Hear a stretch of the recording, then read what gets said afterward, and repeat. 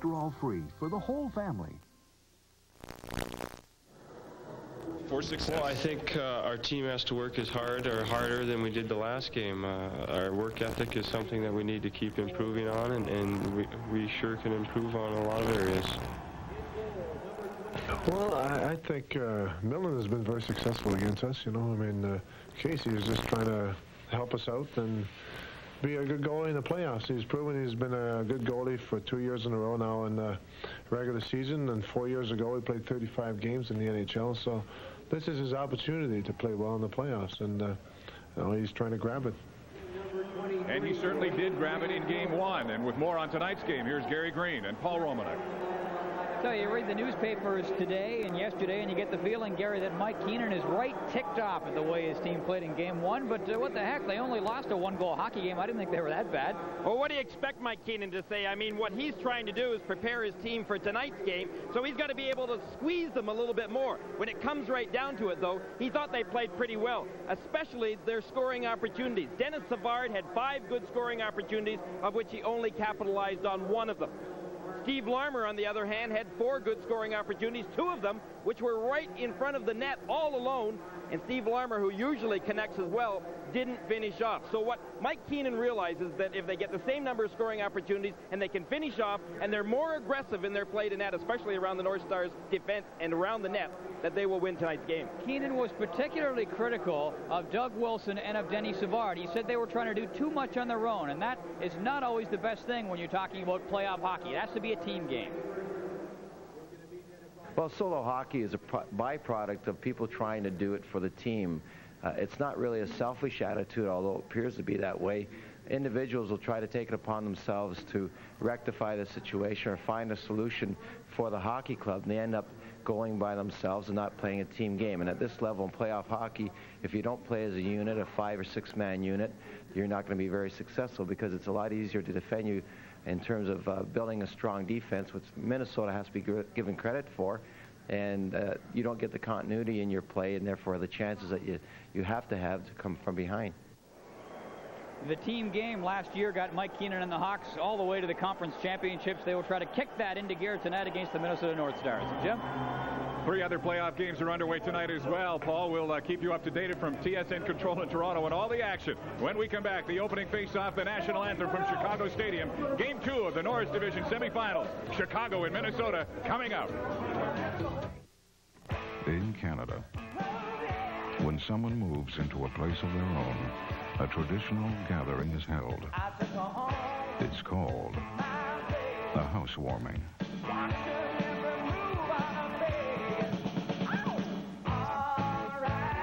Molson Canadian.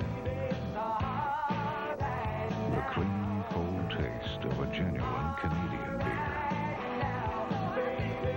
What beer's all about.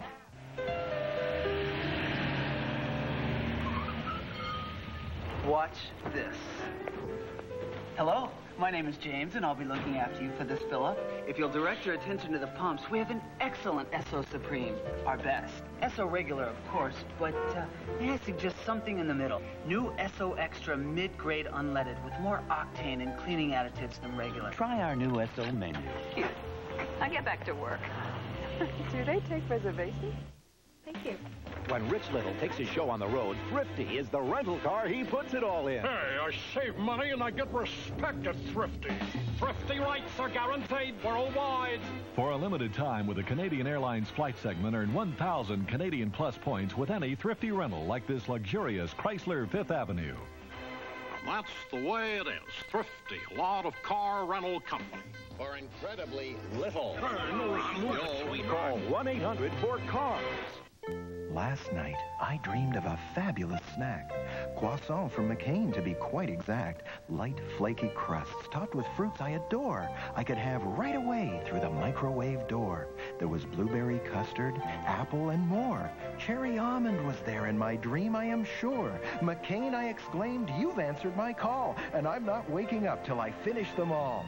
Fabulous McCain microwave dessert croissant, a snacker's dream come true.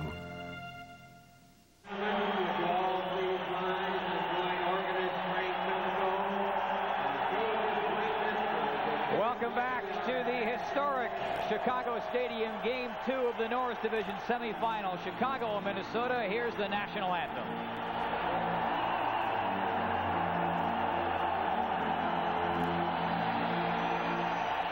Oh, say can you see by the dawn's early light what so proudly we hailed at the twilight's last gleaming, whose broad stripes and bright stars through the perilous fight for the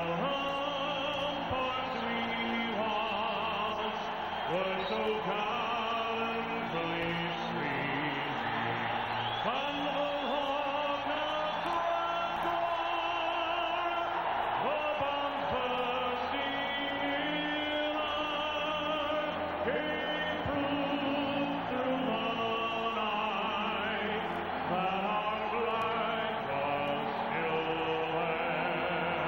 Oh, say has that star-spangled banner yet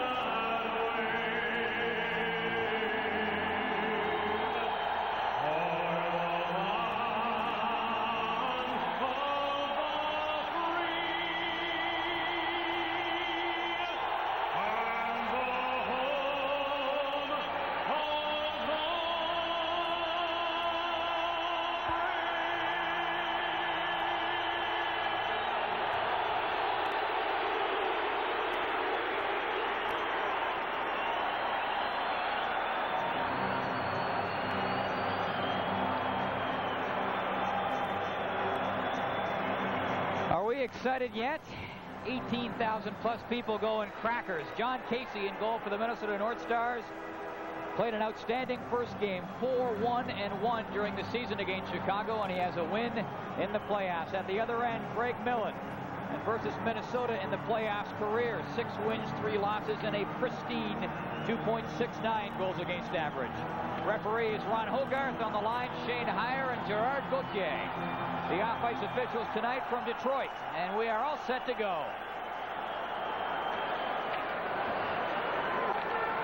Manson up the middle for Chicago and off the boards. Casey out, just lets it ride around. Lemieux up to forecheck, number 26 for the Hawks, can't come up with it. Just underway. Churla bumped down at center by Lemieux. Puck cleared down into the corner, and Millen will bank it up off the glass. Churla belted back, a little payback from Wayne Van Dorp.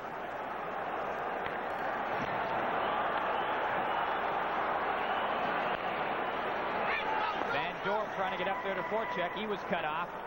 Churla leaving it there for Duchesne. Gaetan Duchesne gets it in. Churla trying to go after it. He is manhandled by Jeremy Roenick. Van Dorp. Here comes Keith Brown. Knocked down at the line. Brown waits for his mates to get onside, dumps it in. Hawks making some changes on the go. We've played just over 1 minute. Game 2 of the Norris Division semifinal. Barber has it hop away from him. Back of the net. Here's Creighton.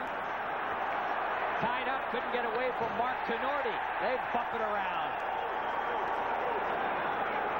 Here comes Bellows. Stopped. And back comes Creighton. Presley after it. Takes a shot. Creighton up to step into his man. There's Steve Thomas. And Creighton. Thomas is knocked down. And a penalty coming up against the against the Minnesota North Stars, and everybody comes in, and we'll see if we even have offsetting penalties. It may be on Musil because there was some cross-checking going on out there, but what great hits to start this game off. No one should be surprised. Keenan wanted to make sure that his team came out and played a physical game. On the other hand, Pierre Paget, who has said throughout the course of the last few days, is that Mike Keenan has a very aggressive hockey club, leading in penalty minutes, and Keenan is quite honestly upset at hearing Paget say that because he thinks it's somewhat of a plot. Paget has got a pretty good physical team, and if there are any sparks to be ticked off with, certainly Churla and Basil McRae are capable of that. Keenan looks a little ticked off in the early going. Keenan took exceptional offense to a comment made by Paget that, well, you had the Philadelphia Flyers, who were the most penalized team in the NHL while Keenan was there, and it's no surprise that the Hawks are the most penalized team with Keenan here.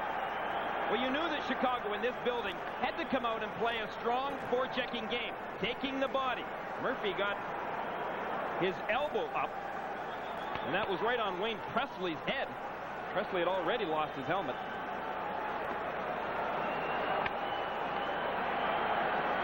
So the bottom line of all of the above, man advantage for the Chicago Blackhawks. The extra 2 minutes going in front of Zach Musil. So Chicago going to work in the power play. They'll try to tee it up to Doug Wilson, who's got the big shot back at the point. Here's Wilson now. 2 minutes for roughing. Savard number 6, looking for Wilson. Gets it over to Larmer. Shoots. Bounces back just over the stick of Savard. Wayne Presley, 2 minutes for charging at 1:53. Wilson takes the big lazy turn and moves it up. 1:30 to go in the power play for Chicago. Offside. That's the problem the Blackhawks had the other night. They just couldn't penetrate the blue line. The North Stars did an excellent job of standing up. Musil off for cross-checking, Murphy off for roughing, and Presley off for charging as we get a look at the stats. Big difference. 6 for the Blackhawks, 11 for Minnesota. And in game 1, brutal on both counts. You notice, though, the percentages to the folks sitting at home are still pretty close. That's how much parity there was in the NHL. But all of those opportunities, 17 of them in total, you said the other night, and they couldn't score in the power play. You said the magic word, parity. Creighton takes the hit, but gets it in. Savard whirling around. Larmer back there. Here's Savard. Wilson. Back to Savard. Has a little trouble with the bounce down there. Creighton now in the corner. 1:05 to go in the power play. Lots of traffic in front. Big Adam Creighton jostling in there. Here's Wilson. Shoots. Off the boards. Wilson hustling up after it. Murray trying to bank it around. Larmer's knocked down. Savard. Wilson. Wilson again. Savard shoots. Casey the stop. Here's Creighton. Casey's there.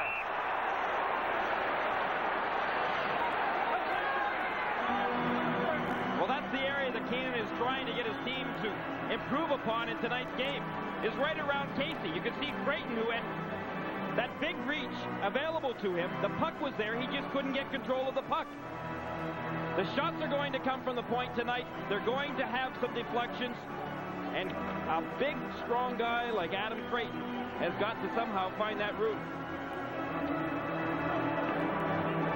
But John Casey can expect lots of shots early. We're talking about the power play percentages. Scoring one each and the number of chances that these two teams had on the power play in game number 1 is just not enough for either of the coaches. But yet when we come into playoff hockey, you know that the power play percentages are going to drop and the penalty killing percentages are going to rise. There seems to be more intensity, more work put on to penalty killing. And I guess it comes down to that they're playing each game like it is honestly their last. You talked about parity. This is the first time since they've had the current NHL divisional alignment that the Norris division has had a better than 500 record against the rest of the NHL. Only one team with over 100 points this year. Casey, great stop. 30 seconds left in the Hawks power play. Murray. Off the boards. And Roenick taking the crunch, and the net comes off the pegs. The North Stars were extremely aggressive in front of John Casey in game number 1. Their defense were laying out the bodies, and they were taking away the better scoring opportunities from the Blackhawks. That wasn't a bad one. A shot from the high slot, but again, no second and third opportunities, and that's what the North Stars were successful at doing in Game 1, taking away those second and third chances, and Casey took care of the first. We can expect lots of physical play. Giles isn't afraid to run the body pretty good on Roenick. Roenick wasn't all that pleased, Paul, at his amount of ice time the other night. He expressed it. Well, he's out there at center now with Savard and Thomas for the remainder of this power play. Roenick up along the boards, back to Manson, back to Savard. 10 seconds left in the power play. And Broughton will pick it up. And Neil Broughton golfing it all the way down the ice. That will about do it for the first Chicago power play. Musil comes back on. Teams at even strength. 16:04 to go first period. No score. Chicago and Minnesota, Game 2 of the Norris semifinals. Minnesota leading 1-0.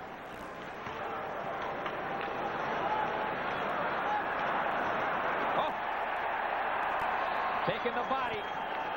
Broughton all the way back. Wilkinson shoots off a skate. Back to the line. Puck punched in towards the net. Tenorti trying to land it on goal. Now the North Stars turning the tables a little bit. And they'll get a face-off down in the offensive zone for their trouble. 15:32 to go in the first period. 0-0. Jocelyn Lemieux has been handing out the body pretty good. Well, here's Jim Van Horn. Thank you, Paul. Some interesting news out of the NHL offices today regarding the late game brawl between the New York Islanders and the New York Rangers last night. This was a scene with only 2 seconds left to play in the game. Al Arbour sent out Mick Vukota and Ken Baumgartner. That's number 24 in the blue, circulating just prior to the drop of the puck. He then goes right after Chris King. Mick Vukota then attacked Jeff Blomberg from the New York Rangers and laid a whipping on him. As a result of this brawl at the end of the game, the Islanders have been fined $25,000. Al Arbour, the head coach, has been fined $5,000. Mick Vukota has been suspended for 10 games, and Ken Baumgartner has been suspended for the next game. Some interesting results of last night's brawl. How often do you see Al Arbour lose it like that? Well, it was an ugly scene. There was no question about that. John Ziegler reacted very quickly. He was there at the game.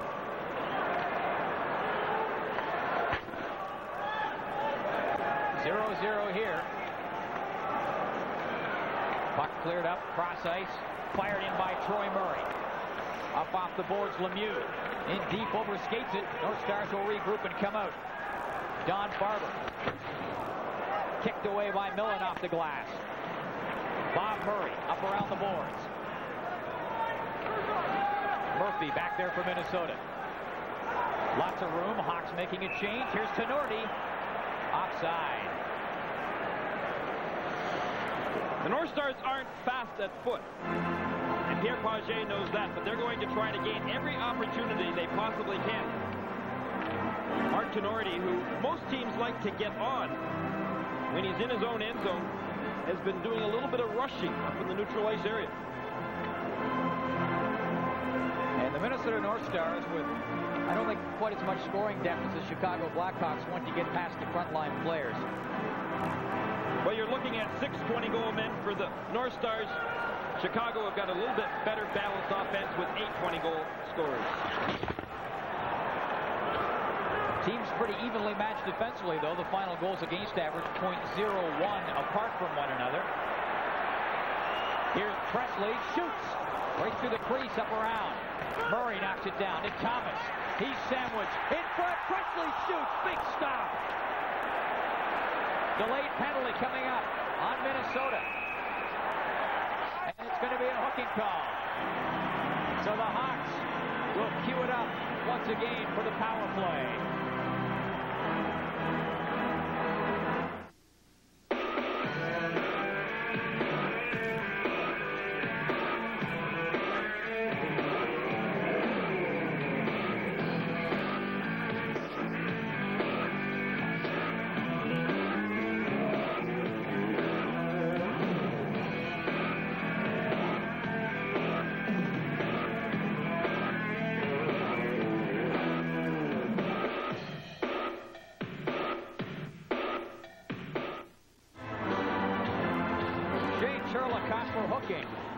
And the Chicago Blackhawks will get their second power play opportunity of the game. Presley had a great opportunity to score. Churla puts the hook on him right there. That's when Churla got the penalty, and Presley got the scoring opportunity. John Casey has been there a couple of times in the early going of this game, as he was the other night. What you've got to watch for here, the Blackhawks have got to almost score on one of these power plays quickly. Otherwise, these fans who are all for them can turn very quickly against them. Larmer after it, trying to get it back for Creighton. Larmer falls to the ice. Neil Broughton moves it out. Here comes Mark Tenorti. Shoots.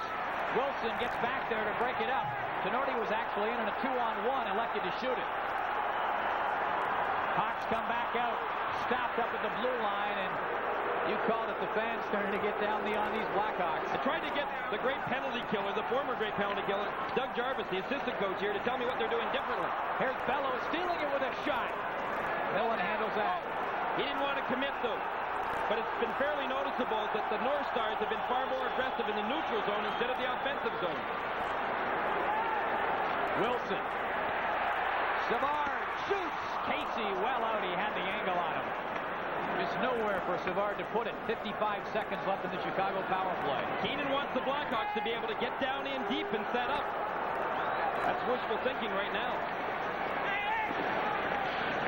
Presley up after him. Musil gets there first, tries to work it up and out.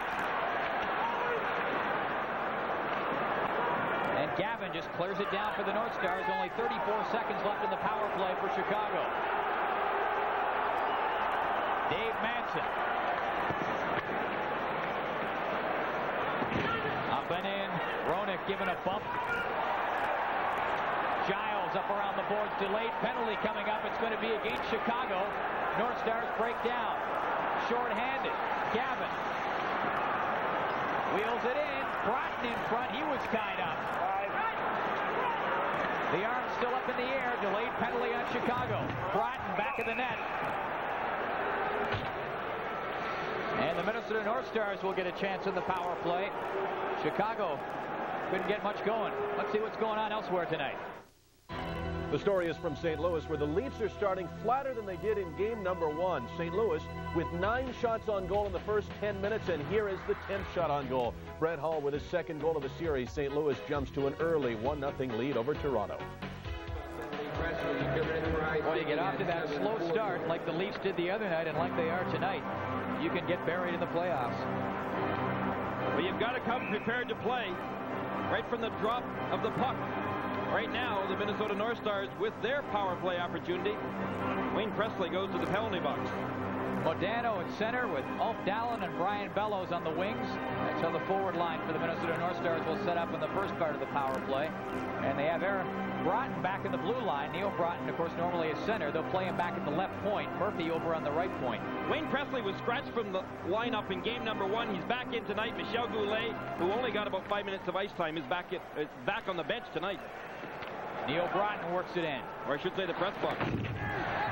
Dallin back of the net is bumped. Bellows lurking in the weeds, waiting for it to pop loose. Now he's got it. Back to Broughton. Just bulldozing his way through. Murphy. Good job to keep it in. Modano into Bellows. Modano ready to one-time it. Boy, he'd like to have that chance again. Keith Brown may have saved a goal. He helped Greg Millen, who was caught over to his right.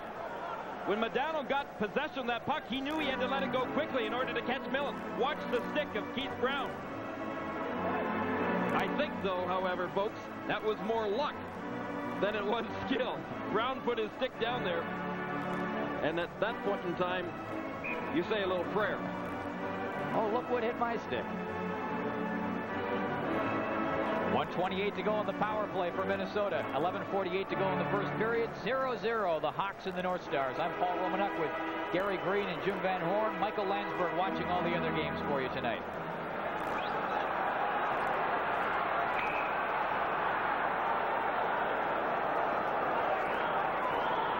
It's got to be just perfect, boys. Here's Murphy. To Broughton, back to Murphy. Bellows, Modano, there's that play again. This time Modano couldn't one-time it. Let's see if it works this time. Brott across to Murphy this time, not Modano. Trying to work it in and no go. 1 minute left in the power play for the North Stars. Bellows comes in with Dallin. Dallin back of the net, cuts in front, a jam up. Here's Bellows, scores!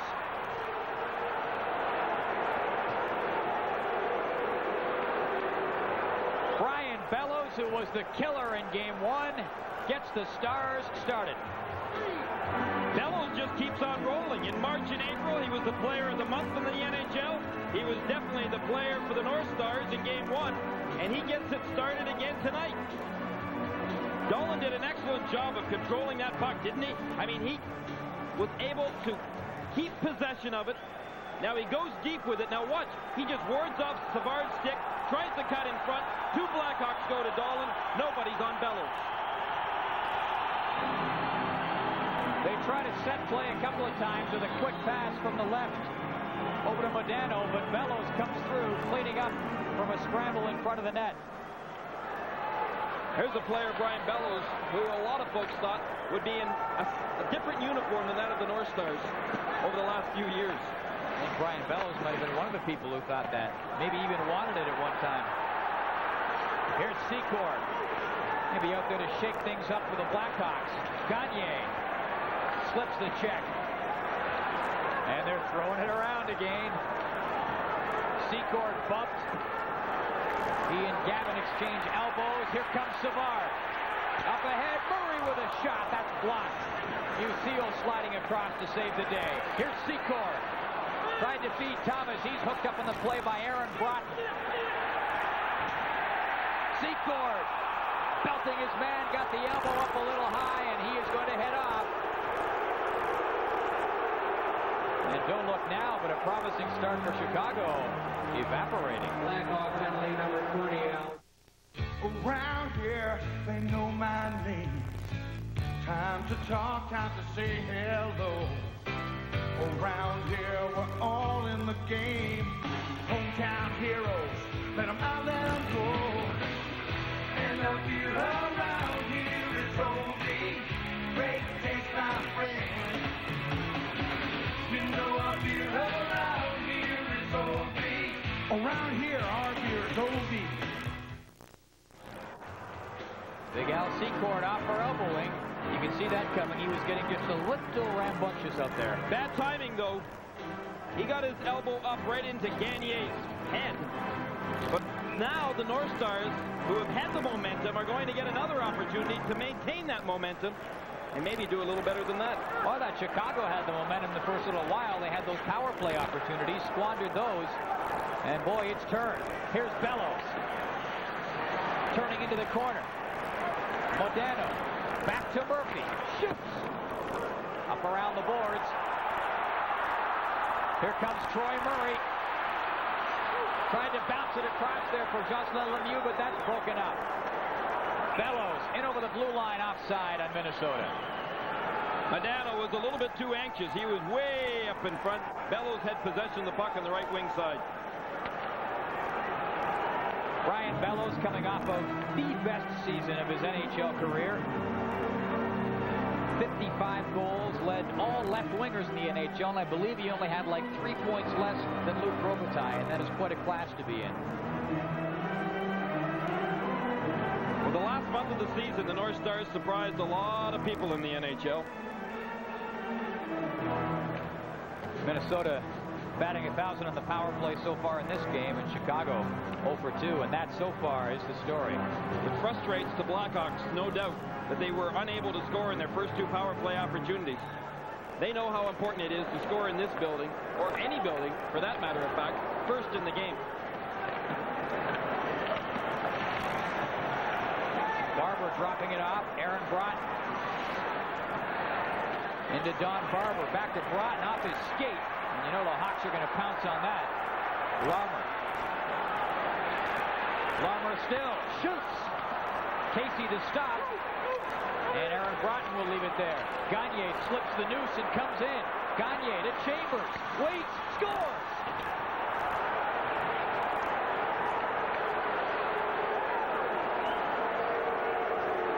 And the walls came tumbling down. Mike Keenan knows it. Well, Bob Murray made a bad mistake. He was inserted into the lineup tonight to add a little bit of offense, but he shouldn't have been doing it right here. When the North Stars had a 3-on-2, Murray was one of the two defensemen that was back. That created a 3-on-1. Murray took a swat at Gagne, didn't get all of him. And the North Stars break out 3-on-1. Chambers made a beautiful play. What he did there was that he used Aaron Broughton as the decoy, which confused Millen a bit. Millen spread the legs just enough for Chambers to find the room in between.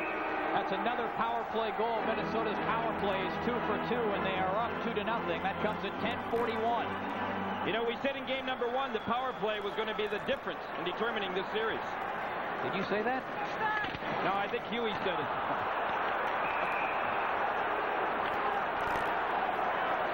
And more penalties, a hooking call now.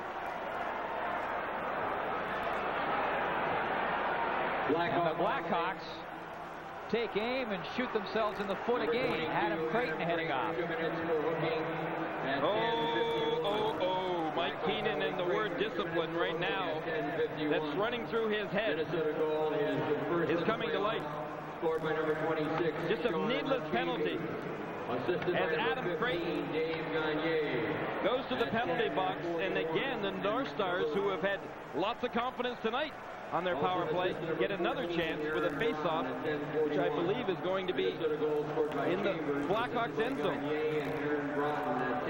10 seconds after the North Stars score a power play goal, they will get set to go to work again on the man advantage. And Mike Keenan just has to be seething. Those surly eyes tell it all. Could melt ice with that stare. Keenan, on the other hand, isn't one to really panic in this situation. It's not a 3-out-of-5 series anymore. It's 4-out-of-7, and he knows his team's got to get going. Modano, Bellows, and Dallin up front. Here's Bellows to Murphy, shooting. It was almost 3-0. Dallin to Neil Broughton, to Bellows. Watch Modano, parked out in front. Dallin tried to jam it in that time. Here's Neil Broughton. Up to Bellows, he's checked. Bulldozing in, Lemieux. Knocked down. That's got to rise. Here's Lemieux again.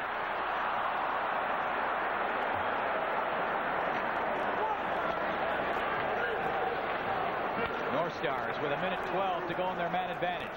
They lead 2-0, 8:18 to play first period. I'm Paul Romanek with Gary Green and Jim Van Horn from the stadium in Chicago.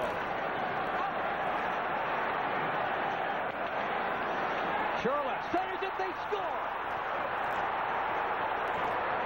Neil Broughton. And the North Stars 3 for 3 on the power play. You can hardly blame Greg Millen for most of these goals. Watch as Broughton initially sets it up in the neutral ice. Now after this, then Broughton will just go to the net. But who goes with Broughton? Not a soul. When he gets possession of that puck, he just rings it right in the corner on Millen's stick side. Wilson tried to take his man out. He took the body out, but Dolan gets possession of the puck. Look where Manson is stationed. Why he was way back there instead of playing the pass doesn't make a lot of sense. And this place, which was incredibly loud about a half an hour ago, and the hook comes out, and I think this is more a reflection of trying to shake things up than on Greg Millen's goaltending. Yeah, Ed Balfour comes in. Exactly. I don't think that Mike Keenan's going to be blaming Millen too much on this, but you've got to do something. You've got very few little games that you can play right now as a coach behind the bench. Strategy. Well, Ed Belfour spending most of this year with the Canadian national team with Dave King. Played in 33 games, had a goals against average just over 3, was 13, 12, and 6. But do with that what you may, because playing with the national team is not the same as playing in the NHL.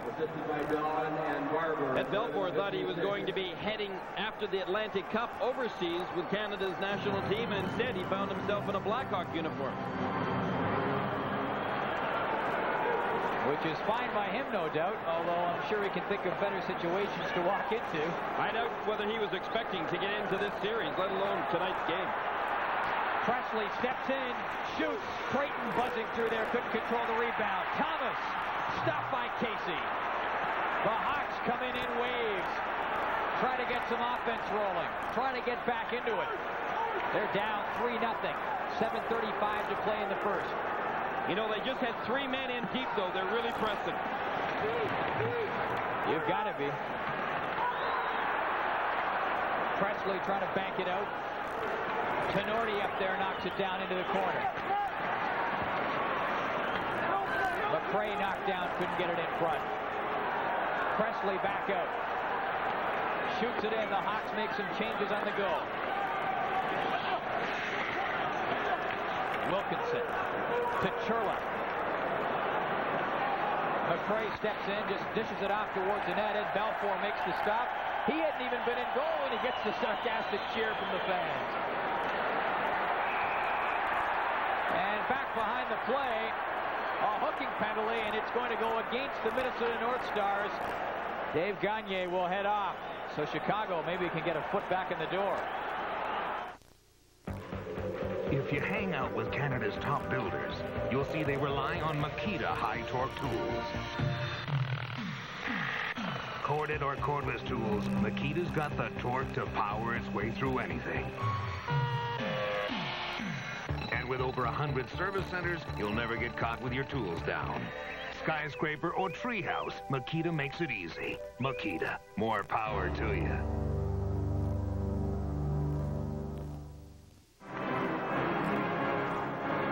Belfour in goal for the Chicago Blackhawks, relieving the beleaguered and no doubt embittered Greg Millen at this point. Dave Gagne off for the Minnesota North Stars. He goes off for hooking, and Chicago with a chance in the power play, a power play that is 0 for 2 so far in this game. Gary, Minnesota's is 3 for 3, and there's your story. Well, there's the penalty. Just the rear end of it anyway. It does give the Blackhawks a chance to get this power play working. And boy, they better snap one here. Savard, Gilbert, and Larmer up front for Chicago. Puck stolen by Neil Bratton. And he'll just kill it off. Back to Sean Chambers. You hear the fans right now? This is where the great Chicago Blackhawk fans can all of a sudden hurt your hockey club right in your own building.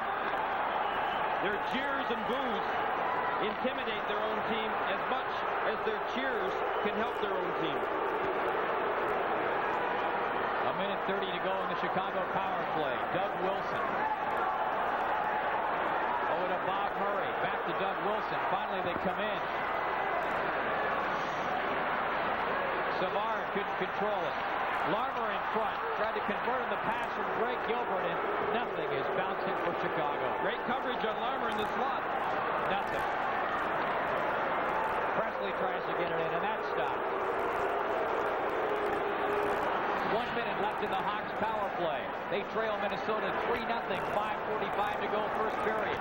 Manson to Thomas. Here's Manson. Shoots. Scores!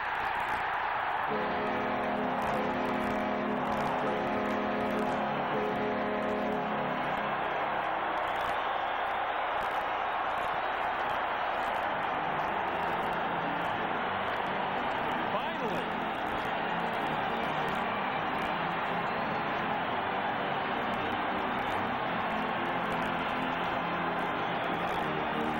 There's the shot. Now watch the deflection. Presley in front of the net. Just watch Presley. Watch where he gets his stick after Manson takes the shot. Casey to stop that one. It was deflected, first of all, by his own player, out by Manson, and then it was deflected by the stick of Wayne Presley. And just maybe, the Gorillas starting to slide off the Blackhawks' back. Presley with a power play goal.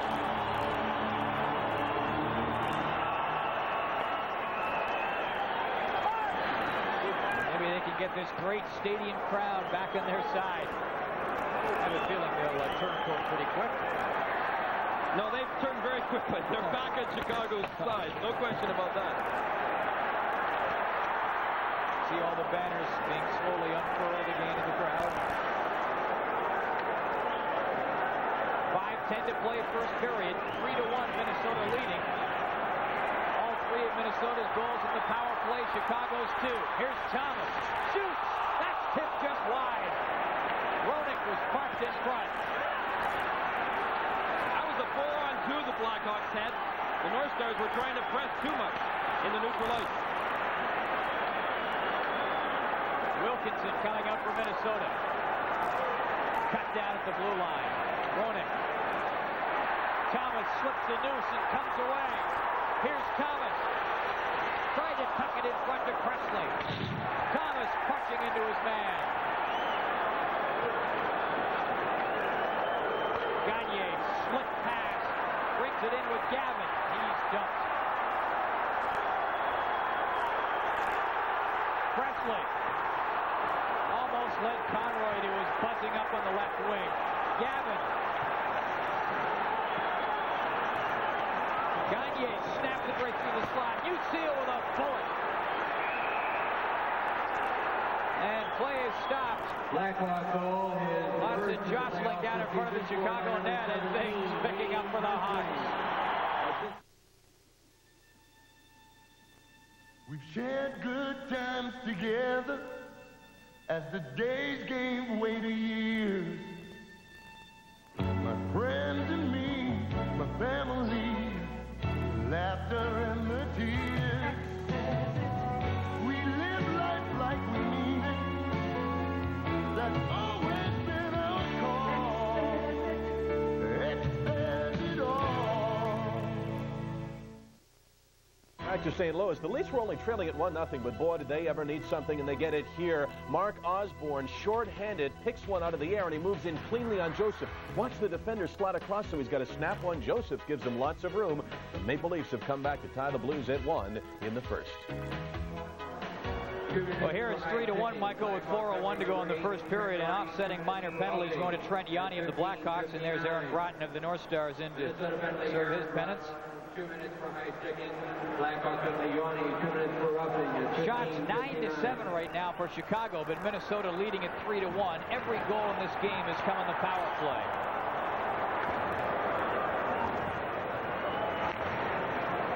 Ed Belfour in goal for Chicago, on in relief of Greg Miller. Van Dorp tied up by Chambers. Denny Savard back to pick it up to Wilson. Savard cruising up after it. Tenorti trying to fire it out. Van Dorp like a truck. Here's Chambers. Van Dorp closing in. There's the hit. Wilson keeps it in. Savard trying to one-time it. Savard around the boards to Brown. Wilson shoots. And the North Stars dodge the bullet. Modano clears it in. That just bounces underneath the blocker of Belfour. Boy, the Blackhawks were once again really pressing. 4 men in deep. 2:50 to play first period. 3-1 Minnesota leading. Bellows. Knocked off the puck by Jeremy Roenick. Here's Presley back in. Drops it off. Thomas with a shot that was blocked. The Hawks just flying. Giles and Presley battling. Nip and tuck back of the goal. Giles comes away with it. Kirk Giles dumps it in. 2:15 to play first period. 3-1 Minnesota leading Chicago. Here's Steve Thomas for the Hawks. trying to lead it in there for Jocelyn Lemieux. He was led a little bit too much. Neil Broughton stopped. Lemieux for Gilbert. Backhands it wide. Casey clears it. Don Barber to Neil Broughton. The Hawks like a blanket. And they managed to smother the North Stars in their own zone with 1:50 to go in the first period, and this game has just gone back and forth. Well, Chicago have really been applying the pressure in these last few minutes, which must make Mike Keenan feel good, make him feel better if they can capitalize on scoring opportunities like this one. Presley over to Thomas. Now watch the save that Neil Wilkinson makes. He goes down, blocks the shot on Steve Thomas, who thought that he knew where he could find the room behind John Casey. Of note on that list, Dirk Graham with a bruised left knee, and Jacques Cloutier with a strained left knee. And Michel Goulet falling into disfavor a little bit. Mike Keenan didn't think that Michel Goulet worked hard enough, even though he was on the ice for about 5 minutes last night. And he's not really down on Goulet. He just thinks that he needs more opportunities to understand what Mike Keenan expects as far as commitment when it comes to a game. 1:50 to go in the first period.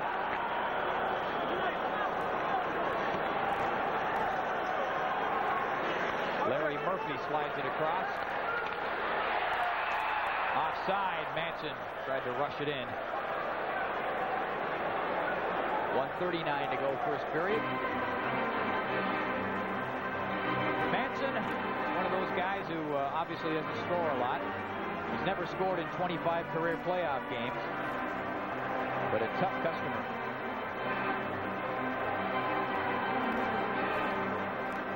Perry Berezan has a broken nose. He didn't make the trip even for Minnesota. Kurt Frazier, who you don't even see on the list, out for the rest of the year. Reconstructive surgery on his knee.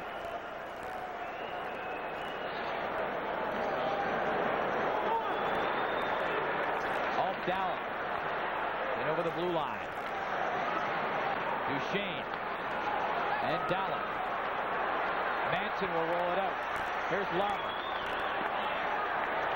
Roenick. Almost with the great shift around Duchesne. Presley up there with a backhander, and Casey handled that no problem. Manson pinching up. Bounces off of Tenorti, but the puck is cleared. Keith Brown gets it outside the line. Duchesne clears it back in. Less than a minute to go in the period.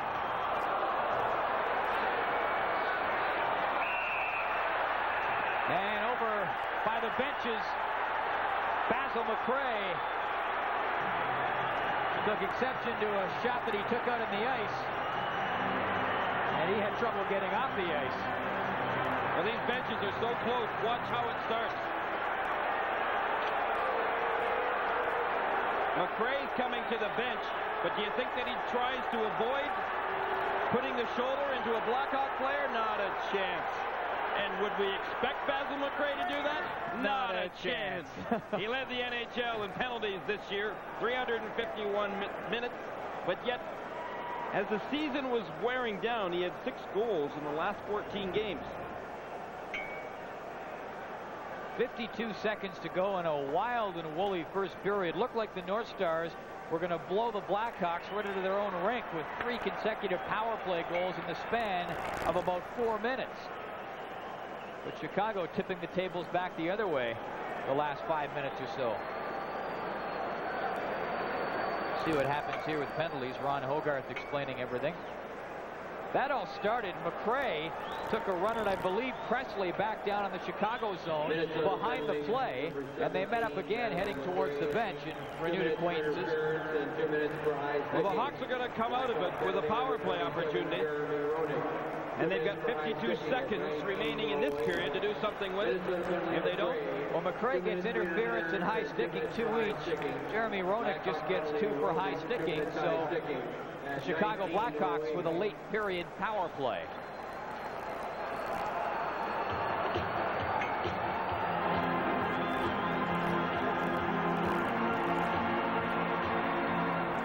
Lemieux, Presley, and Thomas up front for Chicago.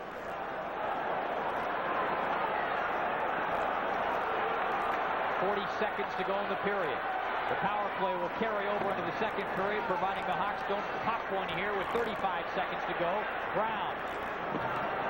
Casey up there to block it up. And another penalty coming up, and it's going to go against Chicago. And what did I say about that power play carrying over?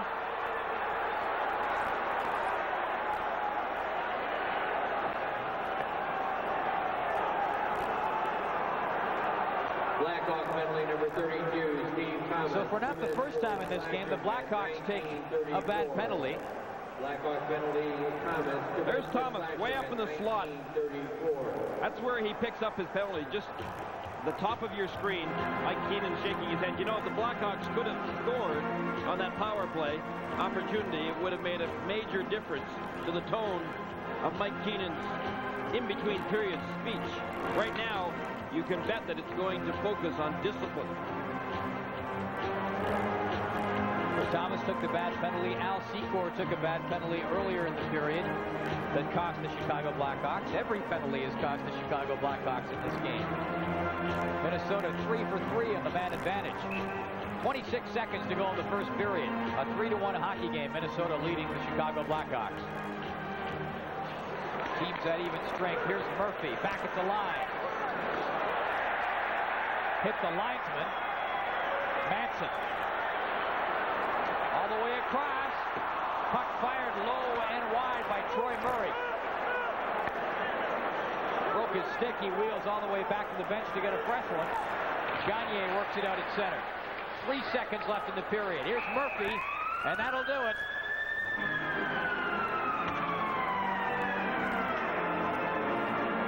Well, the linesmen were quick to get in between the players, not wanting to see anything happen. But a good effort by the North Stars. They owned that first period when it came to the power play. A back and forth first period. Here's Jim Van Horn. Thank you, Paul. The best thing for the Chicago Blackhawks on the ice in that first period was Ed Belfour's helmet. Nothing else seemed to work. They played 14 minutes of very embarrassing hockey. That goal seemed to give them a bit of a lift, but Minnesota has reason to smile. They're leading 3-1 after the first period of play. We will update the rest of the playoff action from TSN Control in Toronto with Michael Landsberg. Our NHL playoff coverage continues after this.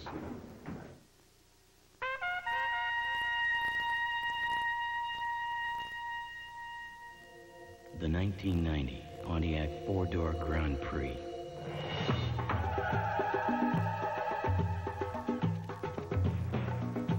Powerful, roomy. This car challenges everything you thought you knew about family cars. And then some. Get an $1,100 credit and 10.9% financing.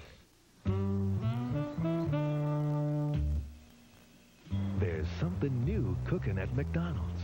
All over town, people are awakened to bacon. Fresh grilled bacon in new bacon and egg McMuffin. It's the aroma of that slice of mouth-watering bacon, fresh egg, and a slice of processed cheese nestled in a toasted English muffin. McDonald's new bacon and egg McMuffin. It's a great new taste folks are really waking up to. It's smoother than glass. Smoother than ivory. Twice as smooth as Teflon.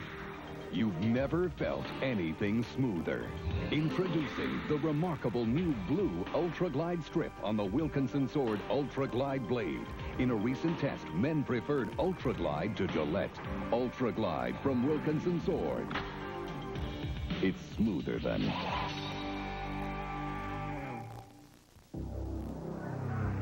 You're up. You're 3 for 3. And you've got the most feared Easton bat of all. So you figure you'll get his best pitch. The high, hard one. But what if it's a curve or a changeup? No sweat. Everybody knows there's no known defense against an Easton, right? Wrong.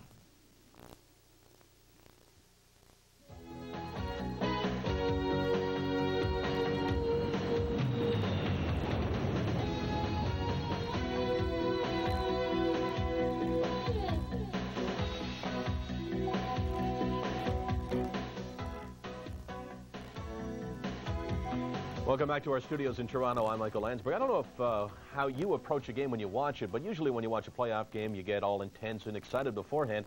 So it's really hard to understand how a team like the Toronto Maple Leafs could be so flat and almost seem to not care about a playoff game. The Maple Leafs were that way against the St. Louis Blues in game number 1. They lost it by a score of 4-2. And in game number 2, same story. If not for the great goaltending of Alan Bester, this one would have been over almost before it was over. Brent Hull, of course, is the man that the Maple Leafs know they have to stop. And he came out and had 2 or 3 shots on goal right away, but Bester is playing fantastic. I mean, he is right on his game. Nice save right out in front of the net. He made a number of big saves, but eventually goaltending can only take you so far. Look at Hull tee this one up. Boom! He rips one. That made it a 1-0 hockey game. Osborne scored to make it a 1-1 game, but watch here. Do the Blues go ahead?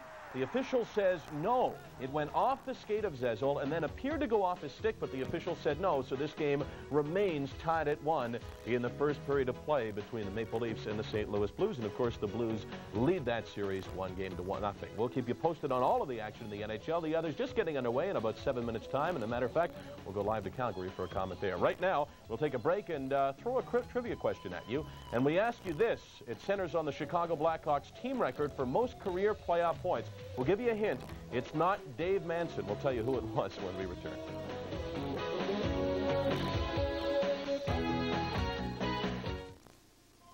In Canada, a beer must be clean and cold. And it must have a genuine Canadian taste. Molson Canadian. What beer's all about. Men, we're stuck. Now Mr. Fleeter and I will demonstrate how to get the vehicle unstuck. Give her the gas! Sooner or later, you'll own General. Thick, green, and beautiful. The perfect lawn from CIL. S-C-U. An exclusive CIL formula guaranteed to give you quick green up and a perfect lawn. SCU time releases nitrogen slowly to keep your lawn thick and green for over 2 full months. So Golf Green keeps feeding your lawn long after many other fertilizers have quit. Now's the time to give your lawn all the long-lasting nutrients it needs. Get Golf Green with SCU from CIL. I'm not the kind of guy to mess with my hair, and I'm sure not going to mess with shampoo and conditioner. So I found an easy way to get my hair the way I want it, with Pert Plus. It's simple. It's complete shampoo plus complete conditioner in 1 bottle. I just wash my hair, and Pert Plus leaves it clean, conditioned, and easy to manage. So you don't need 2 bottles of stuff. With Pert Plus, you just wash and go. Pert Plus cleans and conditions in just 1 step. Last night, I dreamed of a fabulous snack. Croissant from McCain, to be quite exact. Light, flaky crusts topped with fruits I adore. I could have right away through the microwave door. There was blueberry custard, apple, and more. Cherry almond was there in my dream, I am sure. McCain, I exclaimed, you've answered my call, and I'm not waking up till I finish them all. Fabulous McCain microwave dessert croissant, a snacker's dream come true. So the question is, who holds the Blackhawks team record for most career playoff points? You know how long Stan Mikita played in the NHL, so you shouldn't be surprised that it was Stan Mikita. 150 points in 155 career playoff games, averaging almost a point a game. Let's talk about the Smythe division now. Both of those games get underway in about 5 minutes' time, and both games qualify as surprises. Clearly, this one wasn't the bigger of the 2 surprises. The Winnipeg Jets scored a 1-0 lead in the series by defeating Edmonton 7-5. But the Jets playing so well over the past couple of months, that doesn't rank as a big surprise. But this one had to. The Los Angeles Kings winning 5-3 in game number 1 without Wayne Gretzky, and they will look to make it 2 straight at the very least. They'll return to the West Coast with a split.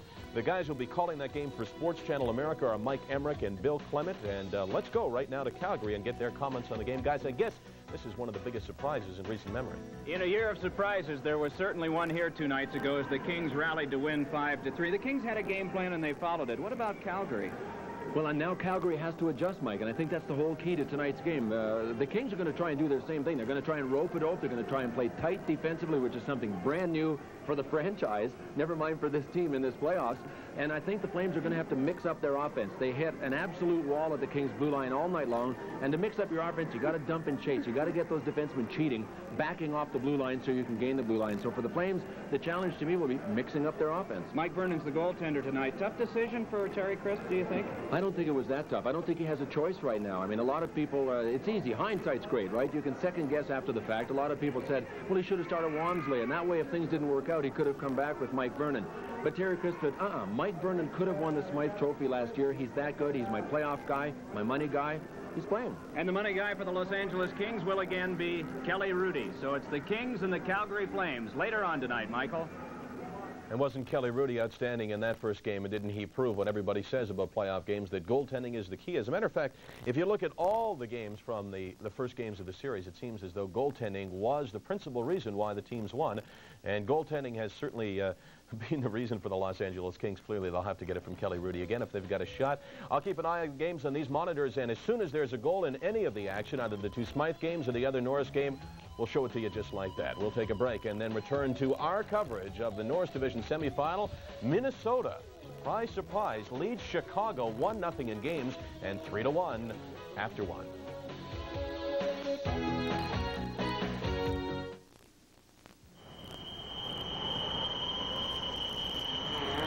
Introducing the all-new 1990 four-door 4Runner from Toyota.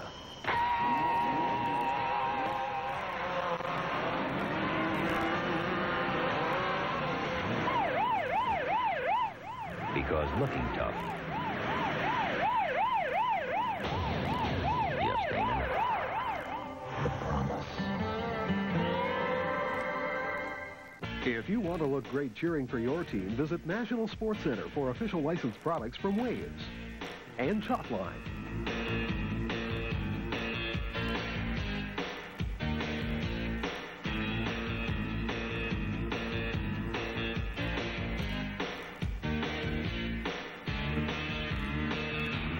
Chalkline and Waves, quality licensed products from National Sports Center and the major attraction in Skydome.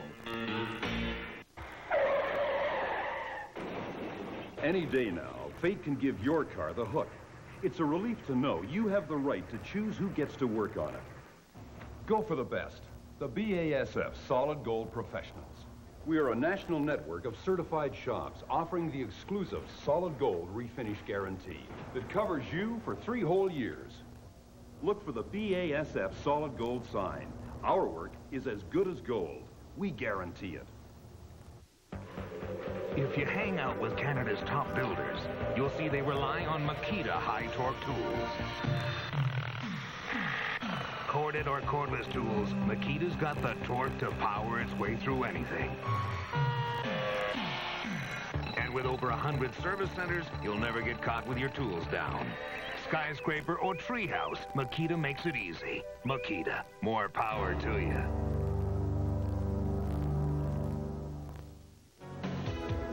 We are back live at Chicago Stadium, where the Blackhawks are trailing the Minnesota North Stars by a score of 3-1 after the first 20 minutes of hockey. Minnesota getting all 3 goals on the power play, and we've got a highlight for you, the 3rd power play goal with Gary and Paul.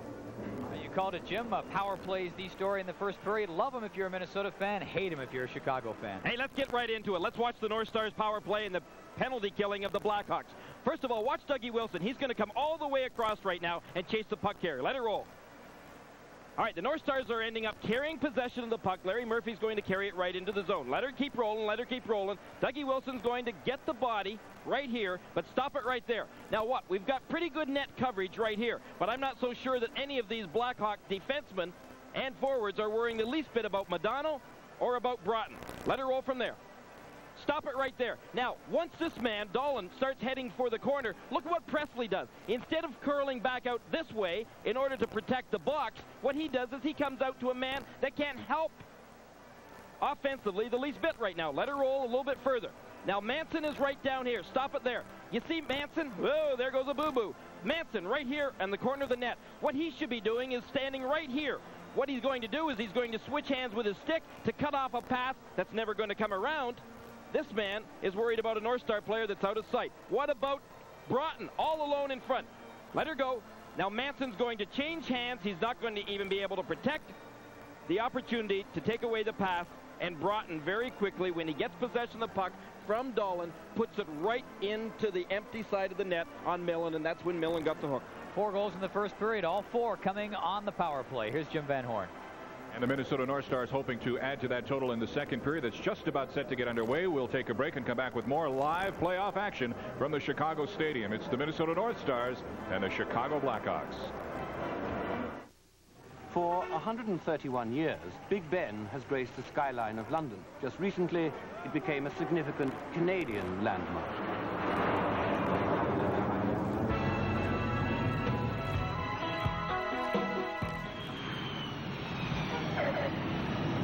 Now that landing rights have been obtained, Paris is officially a Canadian city.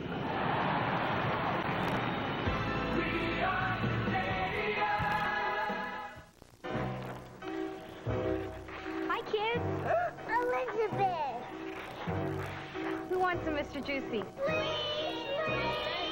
But first you'll have to catch me.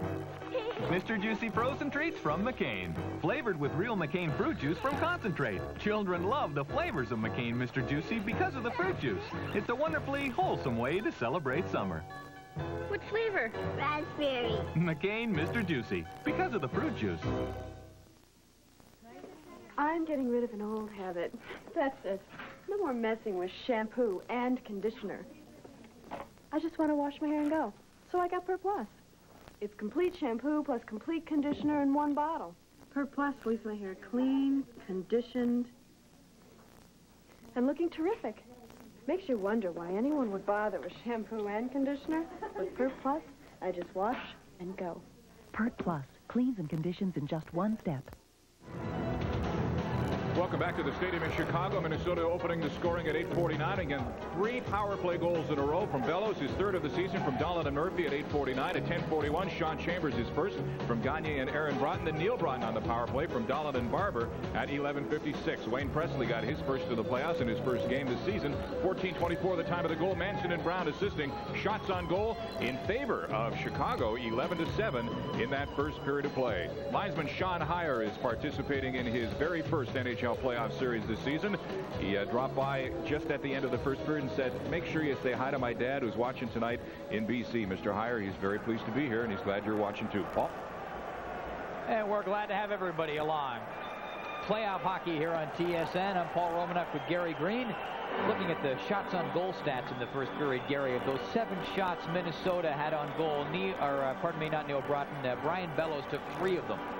Well, and likewise for the Blackhawks, a player who didn't play in game number 1, Wayne Presley, was inserted by Mike Keenan. Good move by Keenan.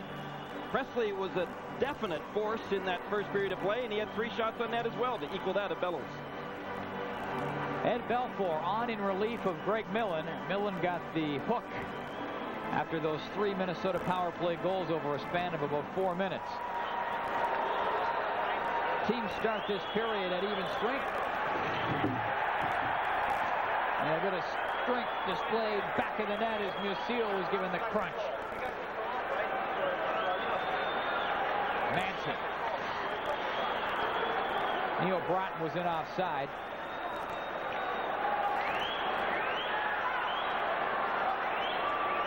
Yanni. Into the corner. Presley tied up. Bellows back there to pick it up. Manson at the line. Slick move to keep it in, but couldn't work it any further. Back in front of the net. Lots of jolting going on in front of John Casey. Chambers. In 15 seconds, Minnesota will have itself a brief power play. A duration of about 24 seconds. Presley steps in for the Hawks to Lemieux. Lemieux and Murphy. Gagne back there works it up. Power play now for Minnesota for the next 26 seconds.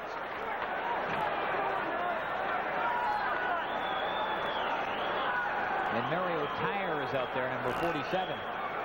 Heads to the bench as Chambers carries it in. Back for Bellows. Shoots. That's knocked away. Belfour making the stop. Gagne. Into Bellows. 3 seconds left in the power play. Murphy shoots. That was blocked. Chambers tipped in front of the net just wide. Gavin was parked there and just directed it wide of the corner. Penalized players back on. Teams at even strength. Here's Thomas. Great stop. Scored!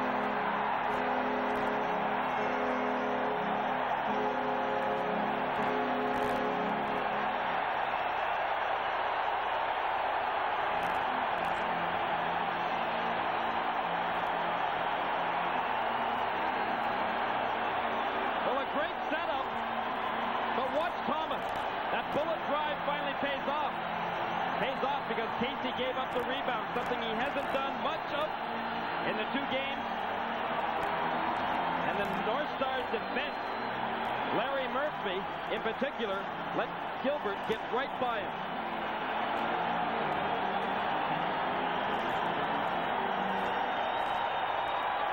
Left winger Greg Gilbert streaking towards the net, gobbling up Thomas's rebound. And Pierre Paget does what he did in game 1. He calls a timeout just to settle down this crowd and his team.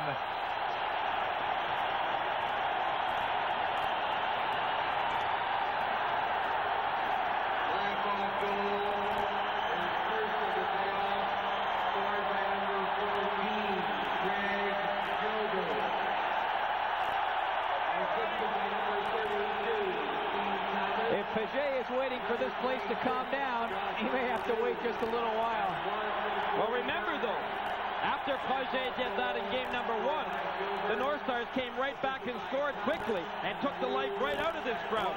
I'm sure Mike Keenan has reminded his team of that.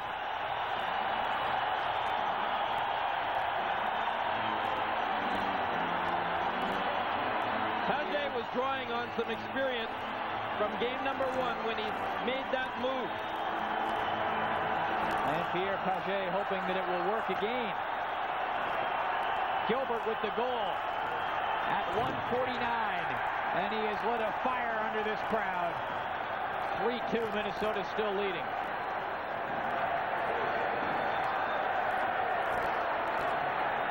Here's Dave Madsen.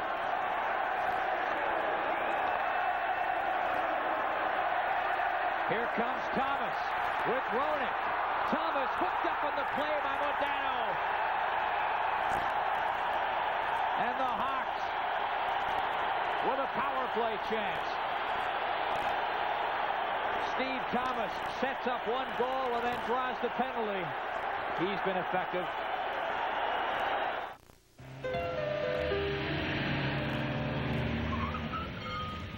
Watch this.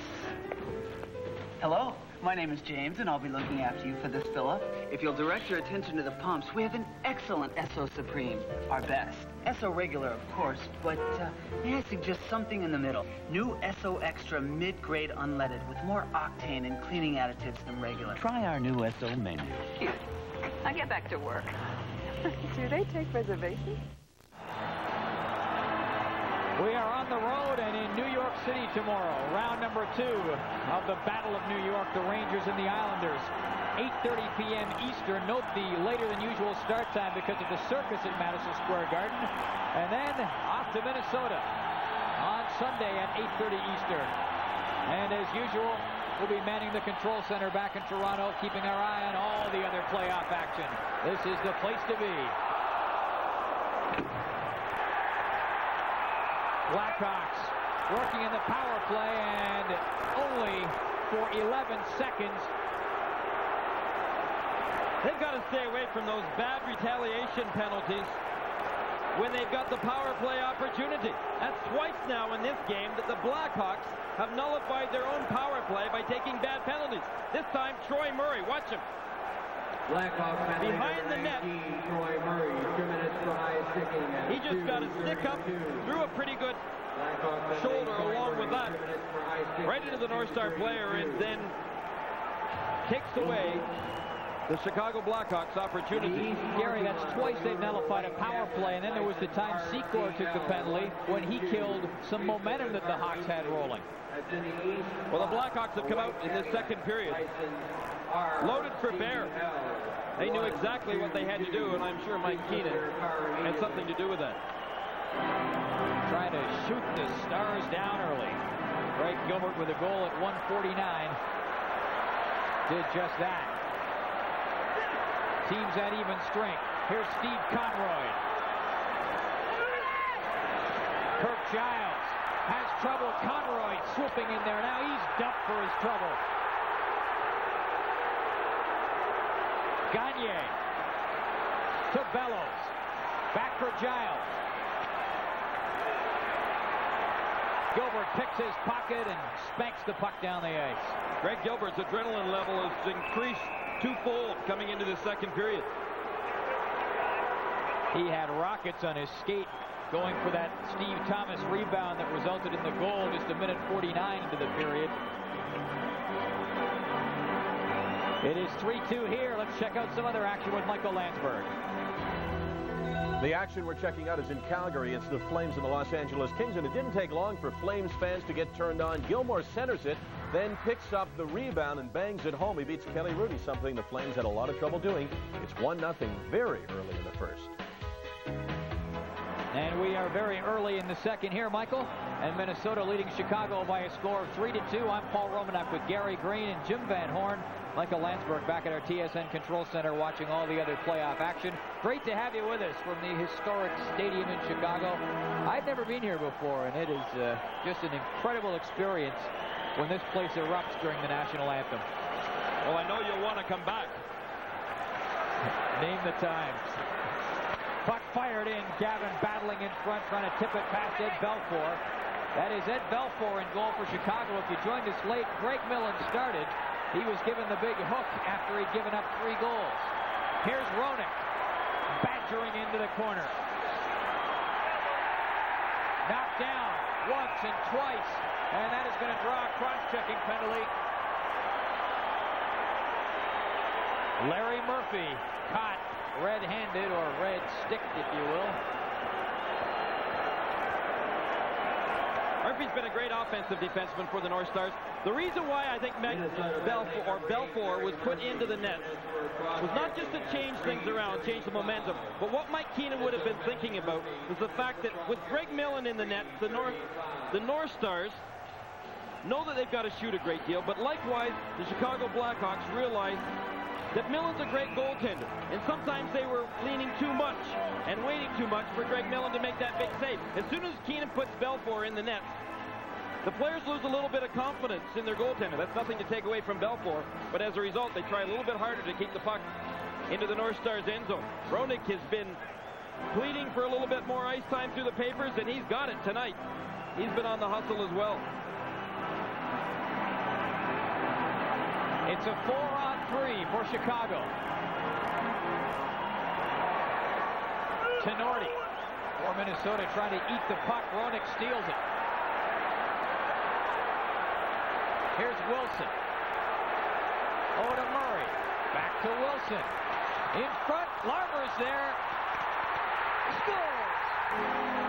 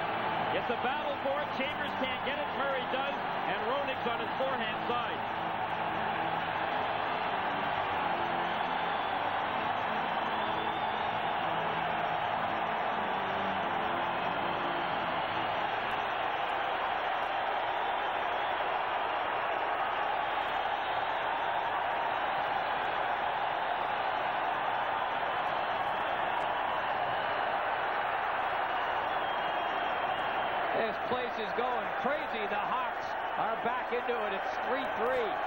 Hey, folks, a brand new hockey game, and don't these fans know it? Bellows trying to plug up the dam. Up ahead to Gagne.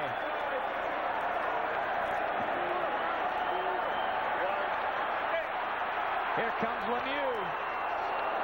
Jumped up and hit Wilkinson. He took that in the choppers, and he is going to take a look towards the bench. Blackhawk goal is first to the playoff, scored by number 27, Jeremy Rooney. Assisted by number 6, Bob Murray, and number 28, Steve Larmer. 3:53. Blackhawk goal scored by Rooney, assisted by Bob Murray and Larmer at 3:53. Roenick wanted more ice time. He got it. And he tied this game up. There is nothing that sends chills up your spine quite as much if you're a player, I'm sure, as sitting down on that bench while 19,000 people go wild in the background. I'm just guessing. I've never experienced it. But it's incredible from up here. Paul, you can just sit up here and pretend they're cheering for you. Feel it? Doesn't it feel great? Well, when you stand up in the soapbox and start waving to them, I get worried.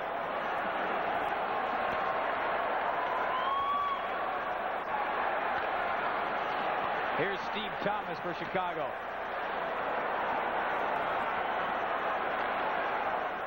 Steve Conroy up around the boards. Presley moving in. Conroy. Murphy stopped up at the line by Brown. Now here's Churla. And that's going to cost the Hawks. Basil McRae was pulled down as he was going for the net, and nobody's going to get away with that. And the gang will gather around and straighten things out. You know the Hawks are back. We're tied at 3. You gotta be tough to be a goalie. People are always taking shots at you. That's why goalies like us like to hang out where there's plenty of friendly people, you know. Hi, Eddie. John. Good to see you. Jilly, how you doing? Hey, John. Hey, John. And a goalie's favorite beer, Miller Lite. Hiya, Pierre. How's it going, John? In fact, no beer tastes better than a Miller Lite when you're surrounded by a lot of familiar faces. Yeah. Hey, guys! Who's that? Who's he? Tony! Tony Esposito! Miller Lite. Everything you always wanted in a beer, and less. What a fabulous start to the Oilers and Jets game. Back and forth they've gone. Peter Klima had a breakaway. He did not score. Now it's Brent Ashton on a breakaway. And look where he puts it. Over the shoulder of Bill Ranford, underneath the crossbar. The Jets lead the series 1-0 and lead this game 1-0 as well. Boy, the Jets really coming on. There's so are the Hawks. Unfortunately, right now for the Hawks, they're going to be going to the penalty box after that play.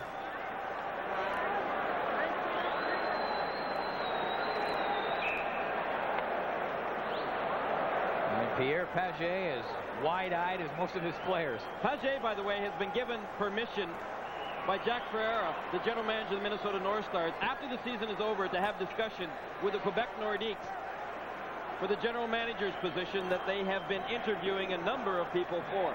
Jack Ferreira said that he would not hold back the opportunity for Pierre Paget to better himself. A power play chance for the Minnesota North Stars. Troy Murray on. Number 10, Gatana Duchesne, 2 minutes for unsportsmanlike conduct. Blackhawk penalties, number 17. And also a couple of offsetting minor penalties. Conduct. And number 19, Troy Murray, 2 minutes for interference. Minnesota, every goal in this game on the power play. Minnesota penalty Duchesne. Murray gets an interference penalty. Duchesne and Presley get offsetting penalties for unsportsmanlike conduct. All at the 5-minute mark. So the bottom line is a power play chance for the Minnesota North Stars. Larmer given a bump by Casey, and that is going to do it for the Minnesota power play.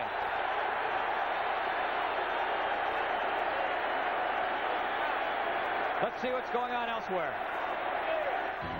I don't know what Terry Cripps said to Doug Gilmour and Joey Mullen after the first game of the series, but he must have said something. These guys are flying. It's already 1-0 on a Gilmour goal, and Mullen scores there to make it 2-0. Calgary all over Los Angeles midway through the first period. Minnesota penalty number 14:34 to go in the second period here, Michael, and it's 3-3 between Chicago and Minnesota.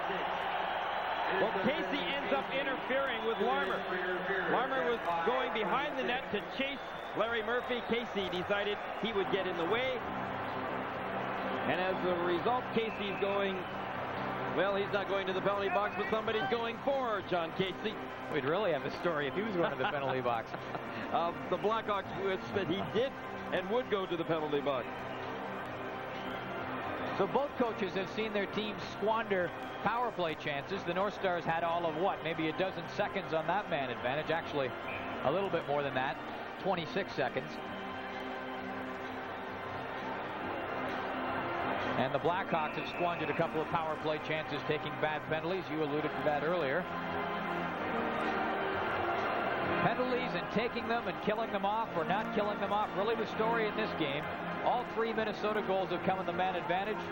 One of Chicago's 3 goals coming in the power play. The teams at even strength for the next minute and 34 seconds, and then Chicago will have a 26-second power play. Right now they'll play it 4-on-4. Here's Kurt Giles for the North Stars.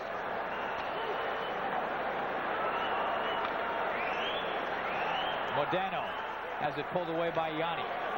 Here's Murray. Larmer. Tapped ahead by Adam Creighton. Wilkinson.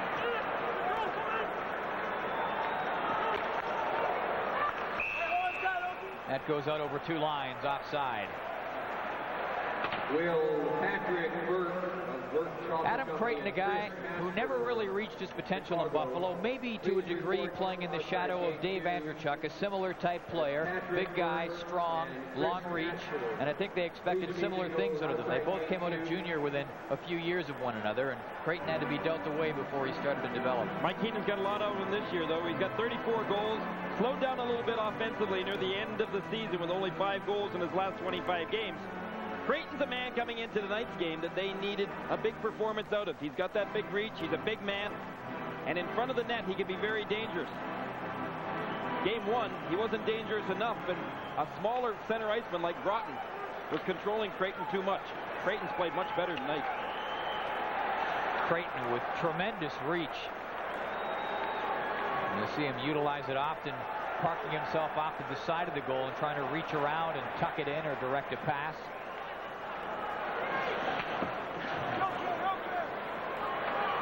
Brown takes a couple of digs at it. Away come the Hawks. Lemieux, sharp angle. Casey makes that stop, and a penalty coming up against the North Stars. Frantisek Musil dragging down Greg Gilbert of the Blackhawks.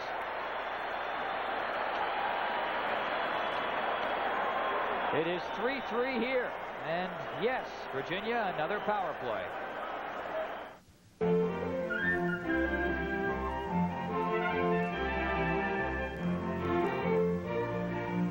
You promised yourself you would never buy a boxy, boring, totally utilitarian, drives like a bus compromise. That's okay. We promised ourselves we would never make one. Introducing the new Toyota Previ. The promise. Well, if you kind of look, I think sort of on the right side of your screen, the third green helmet is Frantisek Musil. It's getting crowded in there. Gilbert's trying to work his way to the net, and he gets mugged by Musil. And because he wasn't playing the puck, he was definitely being interfered with. Giles in back of the net. Roenick squeezing him. Roenick with the puck. Back to Wilson. To Roenick. Murray. Wilson shoots. What a shot and what a stop. And Murray can't keep it in. He had Aaron Broughton make that Neil Broughton right on him.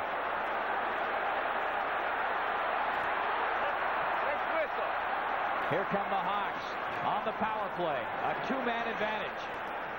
Roenick in the corner to Thomas. Lots of room out there for the Hawks.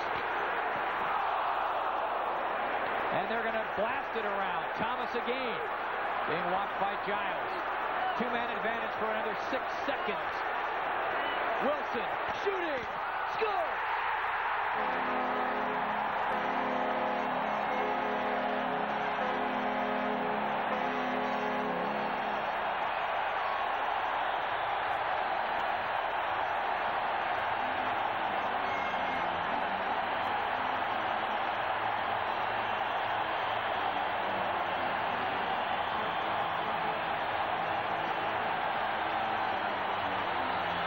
Want to see it again? What a shot by Wilson.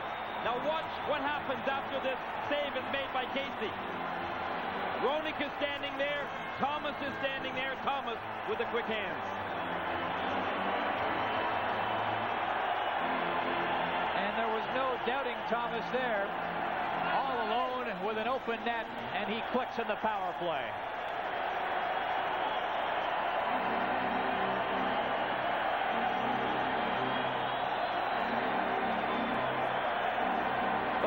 With 4 unanswered goals, blowing past Minnesota.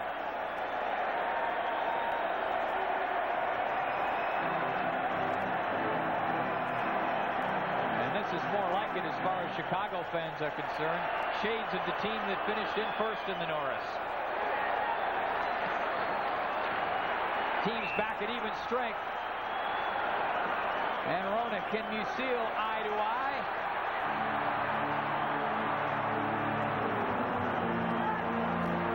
Wouldn't surprise me much if we had more penalties here, Gary.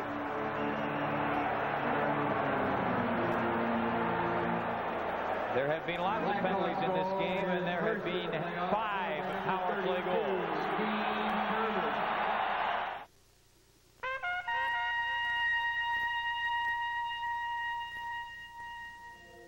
The 1990 Pontiac 4-door Grand Prix.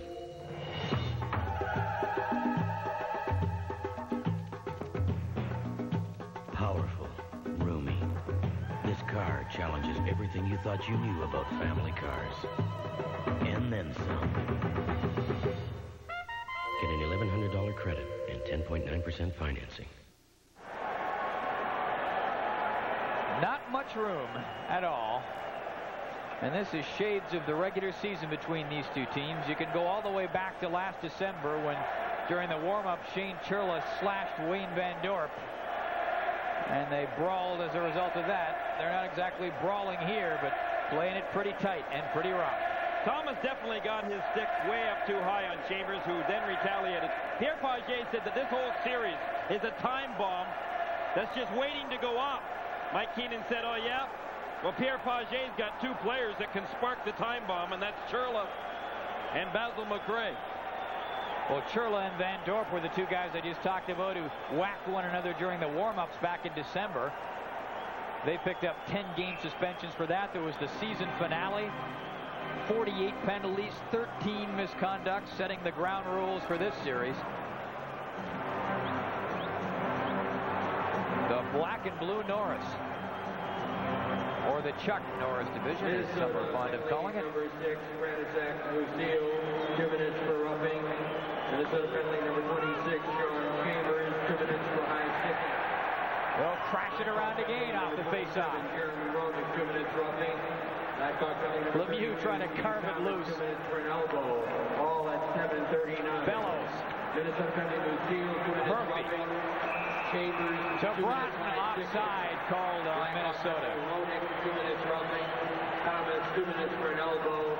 All at 7:39. Neil Broughton, the all-time leader in points with the North Stars, 661. And he played in all 80 games this year. Remember, the previous 2 seasons, Neil Broughton had terrible problems with his shoulder. He had to reconstruct it once, and then continued to seem to get it hurt. So for the 2 previous seasons, Neil Broughton didn't play much. his whole career was in jeopardy. Pierre Pagé had him for all 80 games this year. Thomas, Musil, Chambers, Roenick, all going off with coincidental minors at 7:39. The team's at even strength.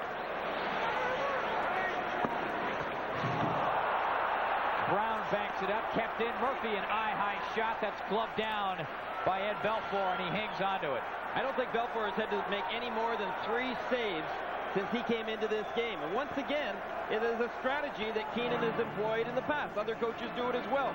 Put a goaltender in who is definitely your backup goaltender. And as a result, the players in front of him play like crazy because they want to keep it down in the North Stars end zone. They're afraid that every shot might go in. Here's one I'll pose to you, Coach Green. If the Blackhawks hang on and win this hockey game, do you come back in the next one with Greg Millen, who's clearly your #1 man, or do you come back with Ed Belfour? You come back with Greg Millen. He's your best player, and I don't think he was pulled tonight because of his play. He was pulled for strategy purposes.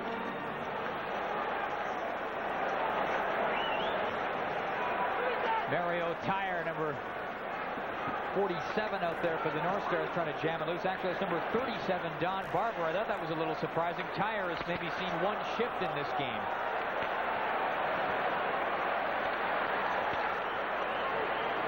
Tenorti. Bellows tapping it with a high stick. Waved off. Here's Barber. Barber in tight. Off a skate. Past Broughton and back out. Tenorti. Manson up off the boards. Duchesne steps in. Oh, Dallin. Battling with Yanni. Dallin still after it. Takes it away from Yanni. Savard spins around and just loses the puck. 10:35 to play, second period. Hawks leading Minnesota 4-3, and here we go. Adam Creighton and Neil Wilkinson. Creighton was upset because Savard got roughly treated at the red line while he was carrying the puck up the ice. Creighton took a whack then at Modano, and Wilkinson retaliated.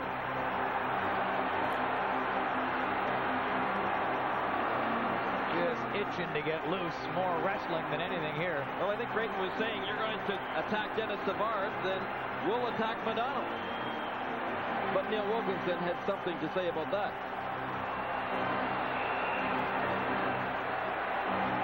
And Wilkinson standing in pretty good against comparatively a veteran. Wilkinson came up from Kalamazoo, just played down the stretch. I think it was generally known coming into this series that neither team really had an edge in the toughness. Pagé knew it, as did Mike Keenan know it. That if you take our defenseman, we'll take your defenseman. If you want to go after Savard, we'll go after Modano or Broughton. You force our goaltender and jam him, we're going to force yours. It's a mind game, it's a strategy game, and 2 of the best coaches in the league, Mike Keenan and Pierre Pagé, are at their best. You talk about winning when you had to.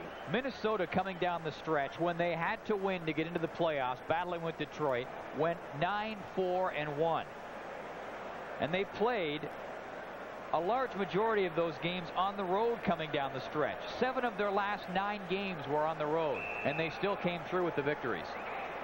And the one I think people will remember the most is with about 2 weeks remaining in the regular season and the battle between the North Stars and Detroit for the final playoff spot. And the North Stars walked right into Joe Louis Arena and won a big, decisive game against the Red Wings. That from a team that had hardly won on the road all season long. And that's a little bit deceiving. They were 10-28-2 on the road, but they won 5 of their last 7 road games. Let's see what else is going on tonight. Let's see what's happening in St. Louis, where the Blues admit they play kind of ugly hockey, and it's an ugly goal that puts them ahead. It goes off the leg of McIntyre, off the knee of Paul McLean. Like a pinball, it bounces around, and when it ends up in the net behind Besker, the Blues lead Toronto 2-1 midway through the second. Adam Creighton picking up roughing and fighting penalties. Wilkinson picking up interference and fighting penalties, offsetting in nature at 9:29 of the second period. I'm Paul Romanek with Gary Green and Jim Van Horn here at the stadium in Chicago. Game 2 of the Norris Division semifinals. The Blackhawks are up, but they trailed the series 1-0, having lost the opener.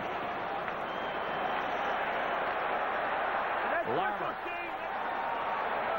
gains the line, trying to snake it through there. Had Gilbert going towards the net. Look at Savard. Look at the strength. Here's Wilson. Shoots. Yanni. Here's Savard again, taking his licks and coming away. Now he's knocked off the puck. Tenorti gets it out. Aaron Broughton crossed up there by Wilson. Savard just slipping the noose there. Stu Gavin had him lined up. Here's Gavin now. Offside. And Gavin, you knew that was going to happen. And behind the play, Murphy is on top. Is it Larmer? Yeah, it's Steve Larmer.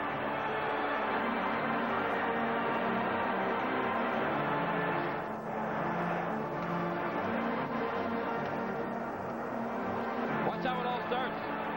Savard came in, gave Gavin the shoulder, knocking them both flying. Savard was upset by some rough treatment he received on the last 2 shifts in the neutral ice. They've been working Savard over pretty good. Well, and Savard came in for a little bit of payback. He almost got buried, deposited into about the 3rd row by Gavin.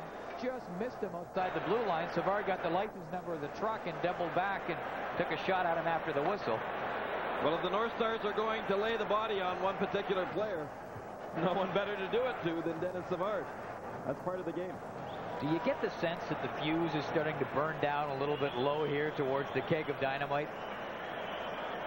Well, it doesn't look good for you and I when this place blows. We're right up here at the top. It no doubt will blow. The tension between these two coaches and their teams has been, well, it's been strong all season long. Season series is pretty close, 4-3-1 for Minnesota, but all 4 wins for the North Stars came in Minnesota. I think what has surprised a lot of people is how well they have played here in Chicago. Coming out and winning the first game, a tight checking affair, and exploding out of the gate in this one with 3 power play goals. Bellows, Chambers, and Broughton, and it was 3-0 before most people had even settled into their seats here at the stadium. Credit to the Hawks, though. They've really turned it around. 9:37 to play in the second period. 4-3 Chicago leading. Well, Presley, Gilbert, Roenick, and Thomas scoring for Chicago. Paul, the difference has been the fact that the Blackhawks finally started skating. Now, whether or not you've got to give the North Stars a lot of credit for taking their skating game away from the Blackhawks, but what the Blackhawks finally found were their legs and some aggressiveness and scoring to go with it. We know who'd love to be here right now watching this one is Jim Houston, who's as big a hockey fan as anybody, but he's down in Florida soaking up a little bit of sun and set to call the game between the Toronto Blue Jays and Texas. Exhibition baseball, 12 o'clock Eastern on Saturday. That would be tomorrow. Blackhawk penalties. Number 18, Dennis Savard. The bottom line of all of these penalties is that Steve Larmer of the Blackhawks picks up an additional 2 minutes, so Minnesota will have itself a power play. Well, just a reminder to you folks that on the 80th game of the season right here in Chicago Stadium, there were 241 minutes of penalties between these two teams. That was a vicious 80th game of the season that didn't mean much to either team. North Stars come in. Belfour holding the fort. Here's Broughton. Chambers, and it hopped over his stick and up over the glass. 1:39 left in the Minnesota power play.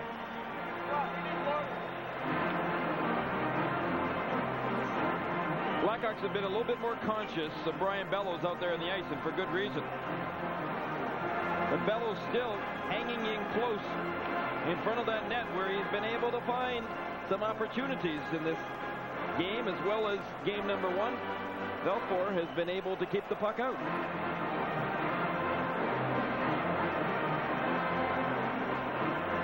And Belfour into the hurricane here, having to come off the bench and skate in with his team down 3-0.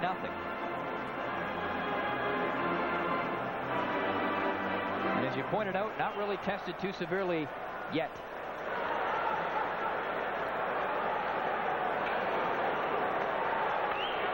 Penalty minutes pretty even so far in this game. Bellows takes the return pass. North Stars on the power play. Chambers. Modano across for Broughton. Chased all the way out. Bellows trying to hold off 2 Hawks. Broughton to Modano. Bellows shoots. Bounces in. It's knocked down. Drilled off the boards and out by Keith Brown. Bellows was trying to surprise Belfour, so he tried to get that shot away quickly, and he flubbed it. North Stars throw it up quickly, but stopped at the blue line. Puck cleared down the ice by Steve Conroy with 45 seconds left in the Minnesota power play. 4-3, the Blackhawks lead. Troy Murray missed his man, but he sure did hit the boards and glass hard. Sounded good. Here comes Barber. Basil McRae. Back out. Aaron Broughton with the shot. That was knocked down. Theo Broughton. Close checking by Troy Murray. He was in his back pocket. Basil McRae in deep with 14 seconds to go on the power play for Minnesota. Aaron Broughton takes the bump from Conroy. Chambers. Aaron Broughton shoots. Just whistled it up wide. Penalized player back on, and he's got the puck now. Larmer drops it for Presley. Larmer goes for the net. There's the return pass, and it's knocked away. McRae gets it out. Manson up to Doug Wilson. Steve Larmer up after it. Puts on the brakes. Saw Basil McRae squaring up to hit him. Aaron Broughton across to Basil McRae. Shoots. Belfour juggles and will hang on. That was unnecessary, and that may be the spark. You think Churla didn't know he was going to stir things up by going in to take that extra little tickle and get the puck loose?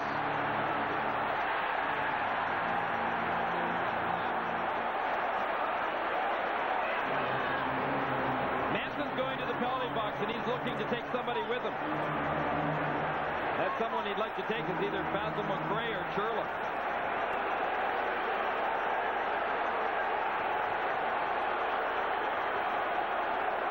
Well, Basil McRae being guided in that direction, as is Shane Churla. 7:05 to play in the second period. The Blackhawks leading Minnesota 4-3. Here's Michael Landsberg.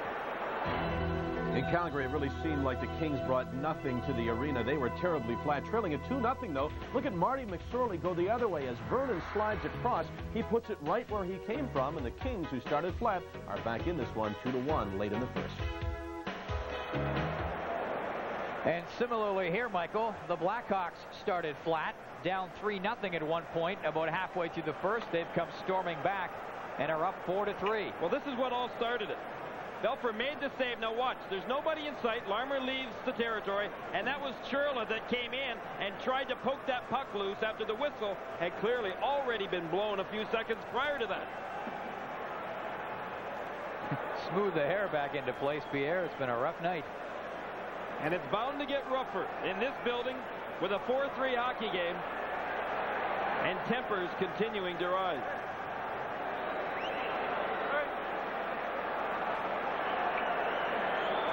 And they're getting heated down in the penalty box, too. Ron Hogarth, the referee, trying to sort things out. Adam Creighton standing up. He's the guy pointing, saying, "What about him?"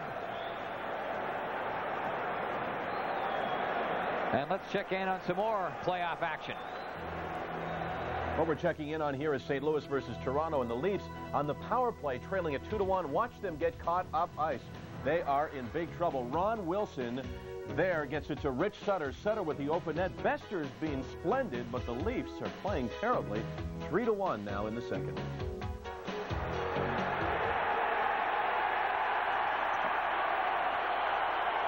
There goes Churla. He is going to get the toss. Churla being steered down towards the exit. And the fans just loving that. It's a good idea when you leave the Chicago Stadium through those stairs to put your helmet on before you go down.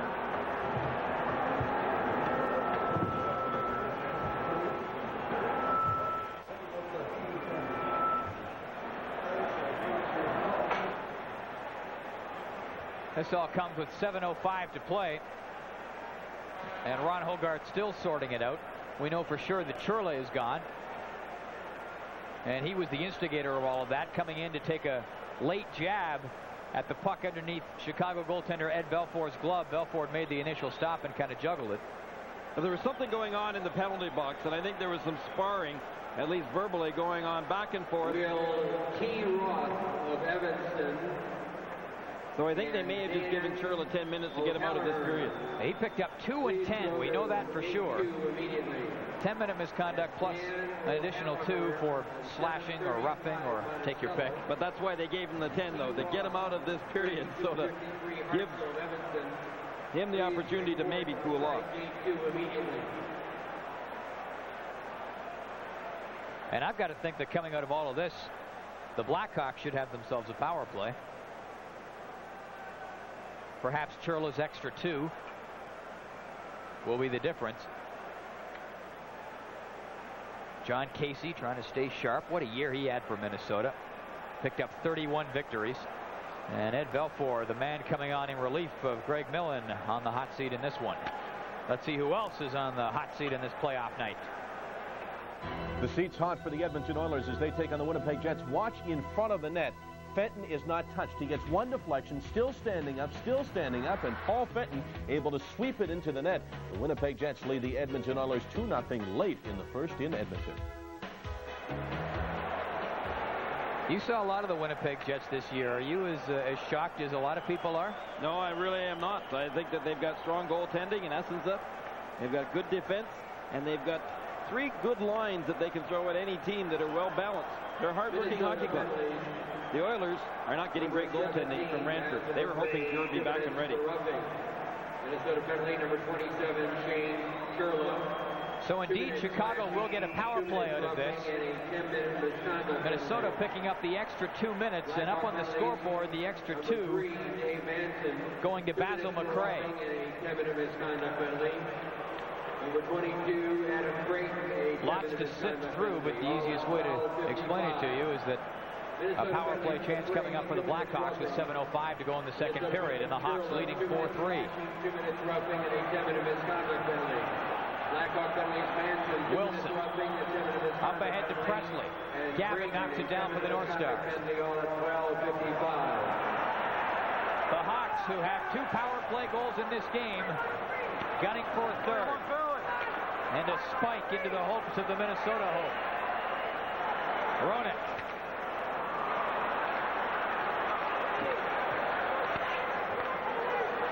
Tenori there to stop it up, and he will clear it in.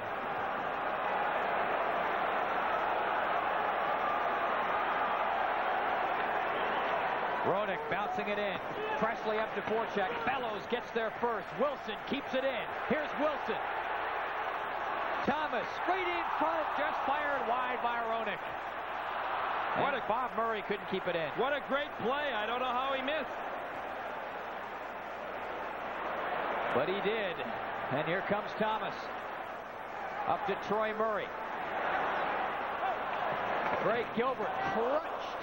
Here's Thomas. And that will sail up over the glass. Thomas getting a bit of a 9-iron on that one and putting it out with 47 seconds still to go in the power play for Chicago. Well, the Blackhawks came very, very close to scoring another power play goal. Here's the opportunity. Watch how Wilson walks right in. Now, I think he should have shot in that particular case. But instead, he threw it across. Now watch Wilson. Once he does, throw it across to Thomas. Thomas returns it. And how did Roenick miss? Only Roenick knows. And you know what started all of that? Brian Bellows got to the puck first in the corner of his own end and just smoked it off the boards trying to get it out. And Wilson made a great play at the blue line to knock the puck down and keep the drive alive. He caught it like he was in spring training camp. I mean, he just knocked it down with his glove, put it right onto his stick, and set it up from there. Doug Wilson, by the way, is also in a precarious situation because his wife Kathy is expecting another child any day now. These hockey players sure don't plan things very well, do they? These things do happen. 5:52 to go in the second period. The Blackhawks leading the North Stars 4-3. There is an additional Blackhawk penalty in the last series of penalties to number 28, Steve Larmer. 2 minutes for roughing, also at 12:55. Hard to believe Minnesota led at 1.3-0. Look to have the Hawks almost signed, sealed, and delivered. And when you talk about Dougie Wilson, what a season he has had for Mike Keenan. He has been in Norris form this year.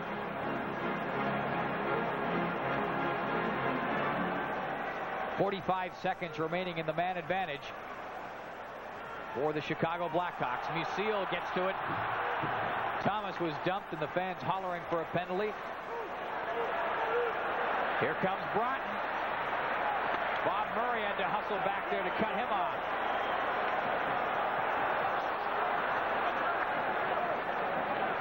Musil. Too high for Gaffney, just lets it bounce in. 15 seconds left in the Hawks power play. Bob Murray. Bellows gets there first. Tenorti can't clear it. Thomas shoots. And Casey fires the pad out to kick it away. Penalized player back on. Teams at even strength. And they'll scrum it up rugby style along the boards with 4:58 to play in the second period, and the Hawks leading 4-3. All the scores in the NHL tonight. Gaetan Duchesne has been a good, solid performer for the Minnesota North Stars. He started on a line the other night with Churla and with McRae.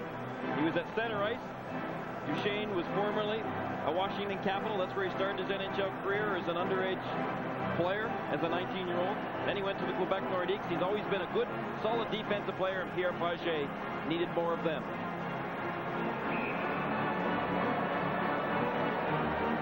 Lots of penalties tonight, which is pretty much a matter of course when these two teams get together. 61 for the Hawks, 63 for the North Stars, and as you would expect, lots of action on the power play. 5 goals scored on the man advantage in this game. All 3 of Minnesota's goals and 2 of Chicago's 4 goals coming with the power play.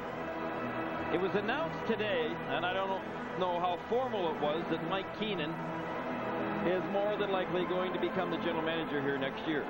Meanwhile, that is Cloutier that is still sitting out. Got a great seat up in the organ loft. That massive organ up behind him. Getting back to Mike Keenan's situation is that Bob Pulford is likely to still continue. I mean, there's no question about that. In a capacity of director of operations, of hockey operations. Mike Keenan, though, is more than likely this summer going to become both general manager and coach. And Bill Wirtz said that has nothing to do as to how the Blackhawks perform during playoffs. Mike Keenan's their man. They don't have a one-year plan. They have a 5-year plan.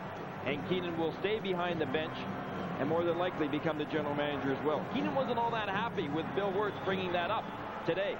He thought it was a distraction to his team. Here comes Aaron Broughton in on goal. He's hauled down. No penalty. And Broughton hammered along the boards coming back out. And Tenorti is incensed, storming at the referee, Ron Hogarth.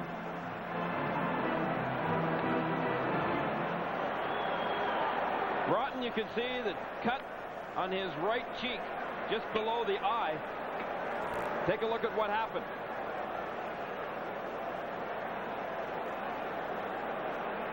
You know, that was his own player's stick that got him in the face. It was Tenorti's stick that hit Broughton right in the face. Or I shouldn't say Tenorti, it was Brian Bellows' stick that hit Broughton right in the face. So Tenorti has no reason to be upset at anyone than Brian Bellows. A rough 20 seconds or so for Aaron Broughton. He was hauled down, storming in towards the goal seconds before that. And then watch this. Watch the stick of Bellows come up, and boom.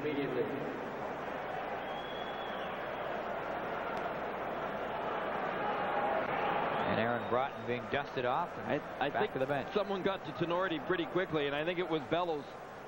Tenorti was looking for the guilty Blackhawk, and I think that Bellows more than likely told him that it was none other than his own stick that hurt Aaron Broughton. And Ron Hogarth just coming away from the penalty box. Not sure whether he's calling something or not. I don't see any of the doors opening, which is unusual in this game. Minnesota penalty number 7, Neil Broughton, a 10-minute misconduct penalty at 15-15. Minnesota penalty, Neil Broughton. Must have been some call if you're scoring at home, although I can't imagine why you would be, because you'd have to be running out of paper and ink by now.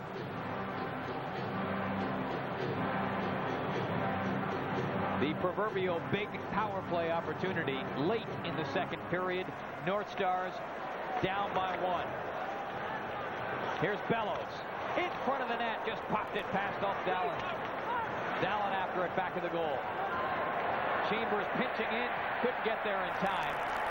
No problem for Greg Gilbert to clear it down the ice. 1 minute and 40 seconds left in the man advantage for the North Stars.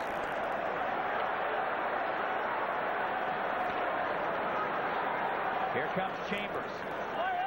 Here comes Bellows. Here comes Modano. None of them can keep it in.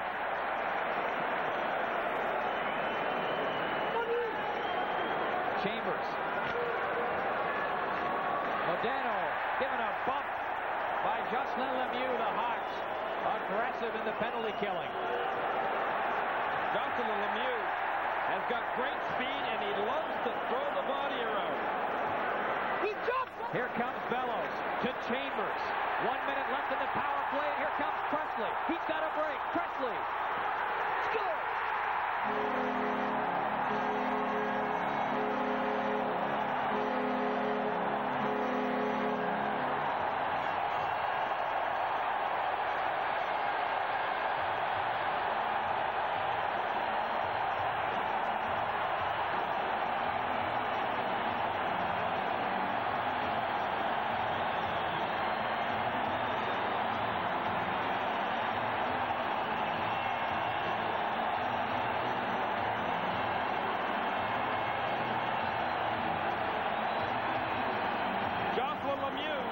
Responsible for this setup.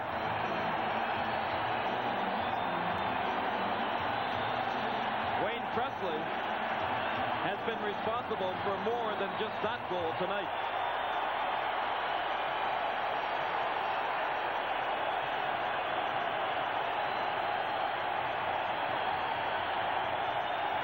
Presley with a power play goal to go with that shorthanded goal. And the Hawks are up 5-3.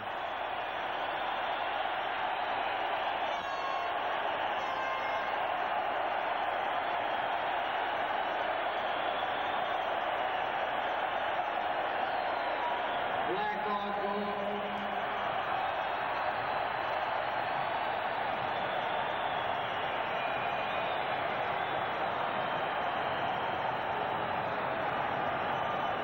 And the Hawks have picked up a penalty during all of this, and that is what the chatting is about right now.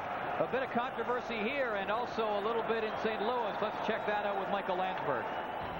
Well, as you enjoy an intense game between Minnesota and Chicago, I've been watching the Maple Leafs embarrass themselves. They're trailing 4-1, and it could be more. Watch the shot here go underneath the crossbar, hit the mesh, and then bounce out. Clearly, this should be a goal, but clearly it was not called a goal, and the score remains 4-1. And keep in mind that St. Louis had another goal disallowed that the official said was kicked in. It is now, after 2 periods of play, the Maple Leafs, with only 1 scoring chance in that period, trail it 4-1.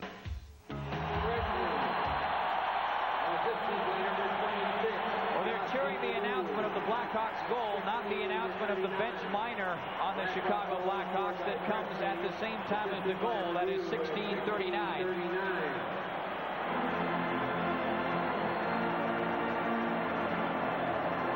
Kind of a bittersweet moment for Mike Keenan. His team gets a big shorthanded goal, but takes a bench minor.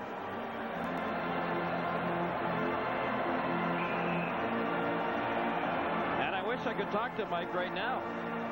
I don't know why they got that bench minor, especially when they had just scored the goal that came at the same time. But Mike Keenan is really upset. Dwayne Sutter going across to serve the bench minor. And I can only guess, but there was a lot of yapping going on between the 2 benches and at the linesman as he skated by.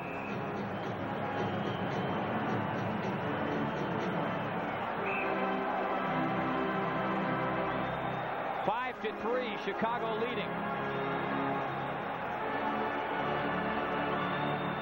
And now a 2-man advantage for the Minnesota North Stars, and it is payoff time right here for Minnesota.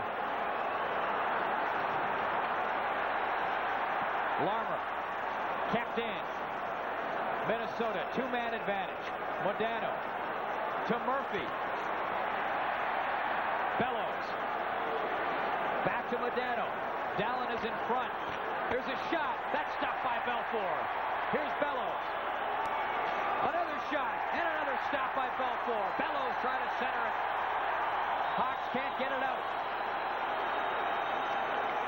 Brian Bellows across for Murphy. Back to Modano. Shooting. That's tipped wide. Murphy again. In front. Gagne with a shot. What a stop.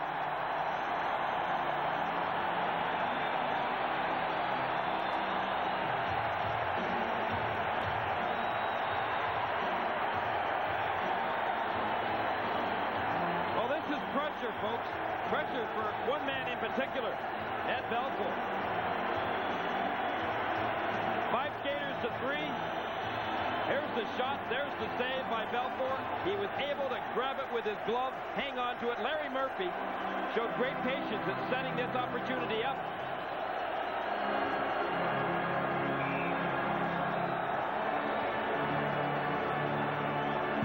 But it's not over yet for Belfour. There's still 1 minute and 3 seconds remaining on that bench minor penalty.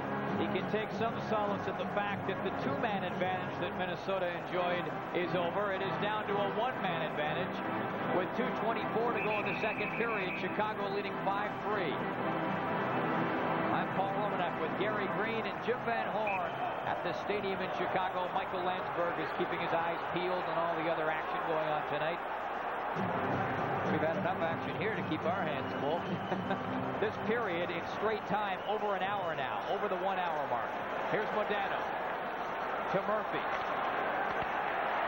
Murphy again. Can't get it through the maze of sticks and skates, and it's cleared.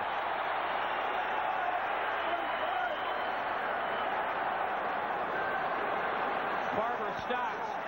Tried to spot it through for Basil McRae. Again, the Hawks are there. Now here's a situation where these fans are helping kill this penalty off. 30 seconds left in the power play for Minnesota. Modano drops it off. Aaron Broughton with a shot off the boards, and Belfour will grab it and hang on.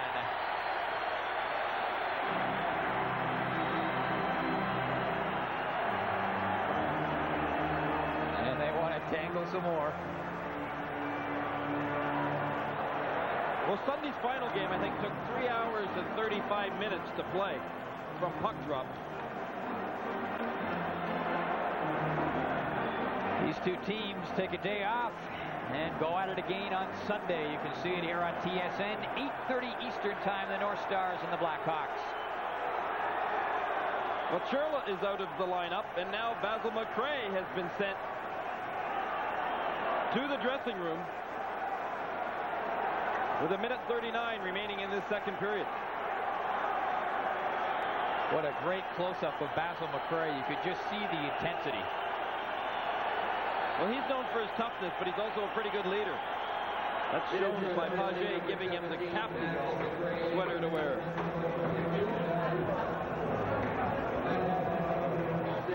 Jocelyn Lemieux, 2 minutes run sportsmanlike conduct at 18:21. 5-3, 1:39 to go in the second period. Minnesota led 3-0 about halfway through the first period on goals from Bellows, Chambers, and Neil Broughton. Chicago has come back with a pair of goals from Wayne Presley. Greg Gilbert, Jeremy Roenick, and Steve Thomas have chipped in with singles, and it is 5-3. 18 seconds left in the man advantage for Minnesota.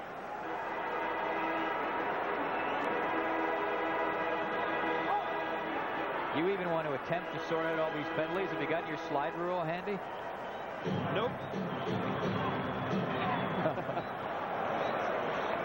Here's Chambers.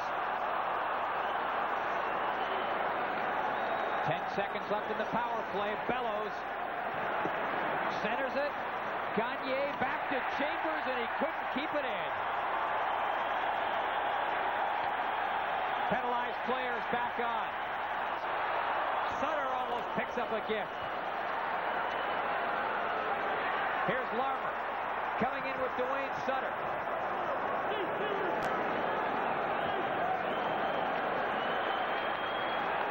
Gagne for Minnesota in over the blue line. Less than a minute to go in the period.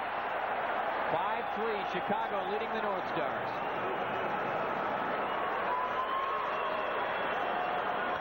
Bellows with some room, gains the blue line.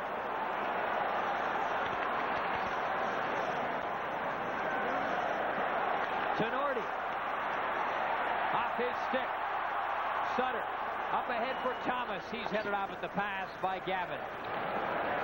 Jeremy Roenick. And back behind the play, Sutter drops to his knees. He and Mike Modano got tangled up.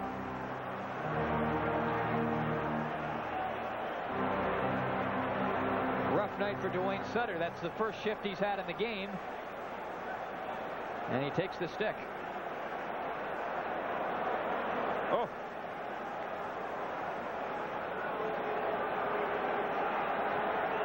He took a swat at Sutter, and his stick did come around.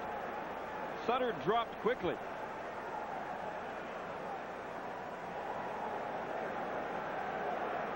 We'll see whether or not Sutter is able to draw a penalty on Modano from it. It doesn't look like he's cut. Sutter, a veteran of the playoff wars with the Islanders. 4 Stanley Cups with those great Islanders teams. 2 minutes for high sticking. Blackhawk penalty number 12, Dwayne Sutter. And Modano and Sutter get offsetting minors for high sticking at 19:31. Minnesota penalty, Modano, 2 minutes high sticking. Blackhawk penalty, Sutter, 2 minutes high sticking. Sutter gets a headache to boot. 19:31.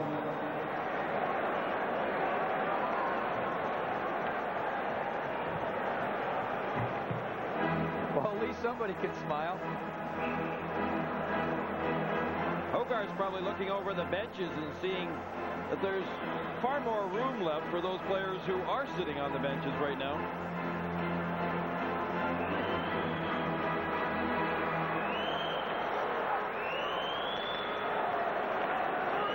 Yanni snaps it in. Presley up there. Presley stopped by Casey.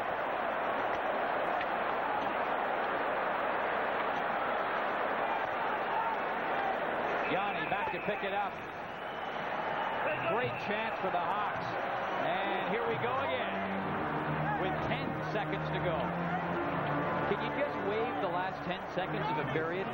Sure, put them on to the start of the third, but right now I don't know what good that would do because the third period's probably going to be the same as the second.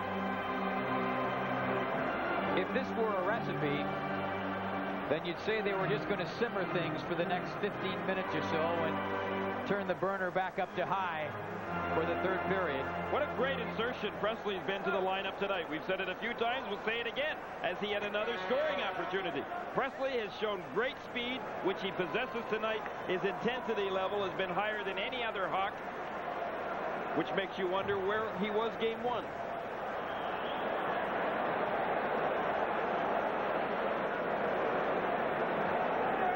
There's our MVP for the night, Ron Hogarth. Hey, just trying to keep these two teams from going full blast into war is a job in itself. Hogarth saw the game one, which Terry Gregson did an excellent job at. Gregson was able to control both of the clubs, give them their minors, but keep them cooled off. Hogarth has adopted exactly the same style tonight. Well, that is a great thing about the playoffs, is that because you have a backup official at every game, Hogarth, for example, in the first game, he has a chance to see how things develop, get a feel for it. Sometimes coaches like that, sometimes they don't. 10 seconds left. 5-3, Chicago leading. And you know the puck's going back to Doug Wilson at the point. Here it is, and here's Wilson. There's that shot, and there's Casey with the save. And that will do it for a long period number 2. Well over 1 hour on the clock. Well, with a couple of seconds left, we would normally have said there was time for one more shot. But in tonight's game, it was time for one more hit. Lots of shots, lots of hits, and lots of action still to come. Here's Jim Van Horn. Well, if you can remember back to the first period at the 14:24 mark, that's when the Chicago Blackhawks scored the first goal of their game. They have not looked back since. They got the momentum in the second period, and the fact that the North Stars haven't been able to test Ed Balfour, except for late in the second period, you've got a 5-3 lead for the Chicago Blackhawks. It's a type of game that has had every kind of emotion imaginable, and there's still a third period to come.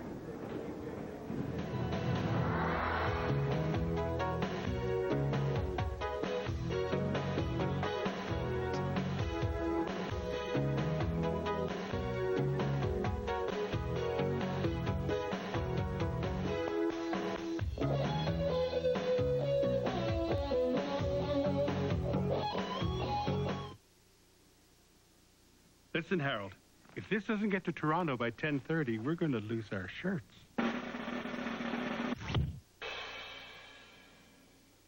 Next time, send it Federal Express. This is very important. If Benson doesn't get this by 10:30, he'll go crazy. Next time, send it Federal Express. I'm not the kind of guy to mess with my hair, and I'm sure not going to mess with shampoo and conditioner. So I found an easy way to get my hair the way I want it, with Pert Plus. It's simple. It's complete shampoo plus complete conditioner in one bottle. I just wash my hair, and Pert Plus leaves it clean, conditioned, and easy to manage. So you don't need 2 bottles of stuff.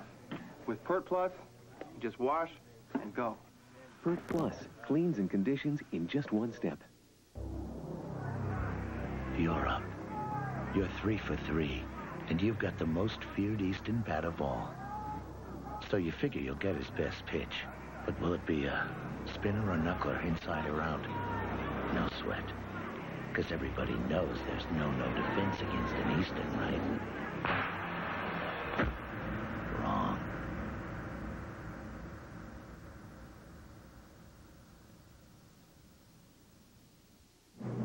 And we must look at this spark plug closely. For the good of North American cars, we must improve performance. And we must redesign it for quicker starts and better fuel economy, with the secret chosen by all Japanese and many European automakers. The NGK B-Groove design. NGK V-Power, the spark of genius.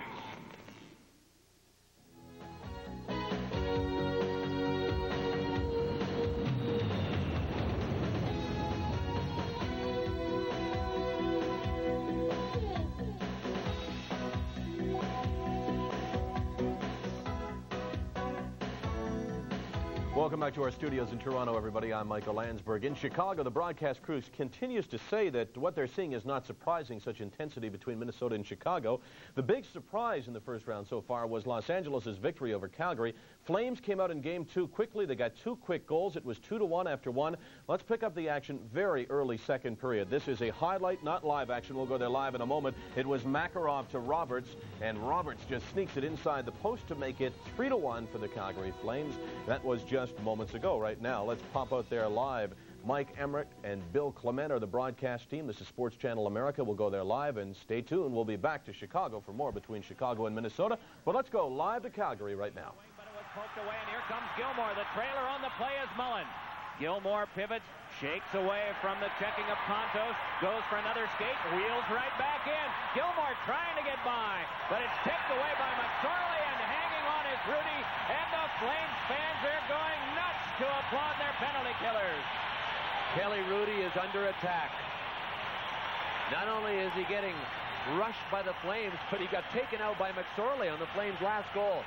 But on a short-handed situation, the Flames turned on the speed. Theo Fleury, he can really scoot. Tried to get it to Ranheim. Look at Rudy come across. He got swept into that current of players that was going by him, almost tore his mask off, and even lost the stick on the play. Watch this. Right there, his own player kind of grabbed onto his mask and just about pulled it off. Keep in mind, this is a guy that is still recovering from a bout of mono, kind of a walking mono. He is not strong. He is not 100%, and he has been a busy guy here tonight. It's interesting, a couple of days ago he mentioned to you that thanks to the new format where you have a day off between every game, that's made it possible for him to have a second straight start here. Because if it was the original format, it's 4 games in 5 nights and travel on the middle day of the 5. And that's exhausting. Turned along by Gilmore and back out. Boy, the league was really wise to do that, I think. Ahead now comes Gilmore. It is Gilmore trying to get his way through Halkitis and can't do it. But all this time, seconds are going off the Calgary side of the penalty clock. 5 seconds left on the kill. And you'll hear quite a roar when Otto steps out right now. I was wrong. Ahead with this now is Sandstrom. 0 for 1. Yeah, Sandstrom locked up by Merson. A lot of roaring from the crowd in Calgary, but I seem to recall that 2 nights ago there was a lot of roaring from the crowd in Calgary, but they weren't roaring when they went home because they lost 5-3. But right now, Flames in pretty good shape. They lead it by a score of 3-1. When we return, we'll look at the highlights from 2 other games. Right now, NHL history time. Remember Barry Gibbs? Well, he was a forward for the Minnesota North Stars. Also played some defense, I believe. He set a team record, a playoff record, with 27 penalty minutes in a game against the St. Louis Blues. That was back on April the 6th, 1971. Stay with us. We'll return with the highlights right after this.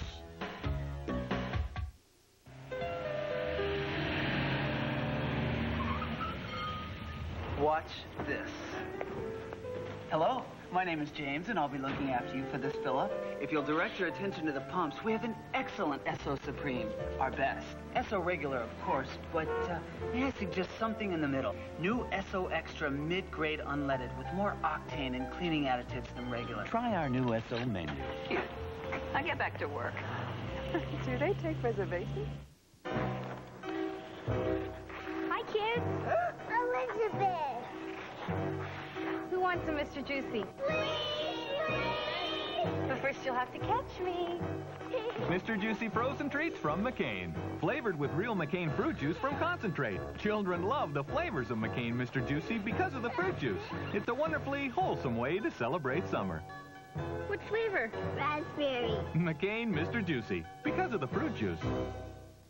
If you're serious about skateboarding, it's time you visited National Sports Center for a pair of Airwalks. Here's why.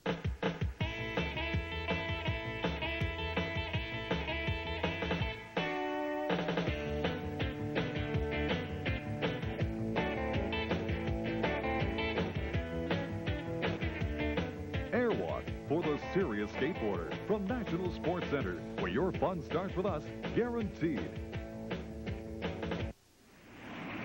In June, the attention of 170 countries will fall on Italy. 30 days later, Italia 90 will have been seen by an audience unparalleled in television history. A cumulative audience of some 26 billion. Take your seat for the greatest television event ever, the World Cup on TSN. An exclusive presentation of Molson Canadian.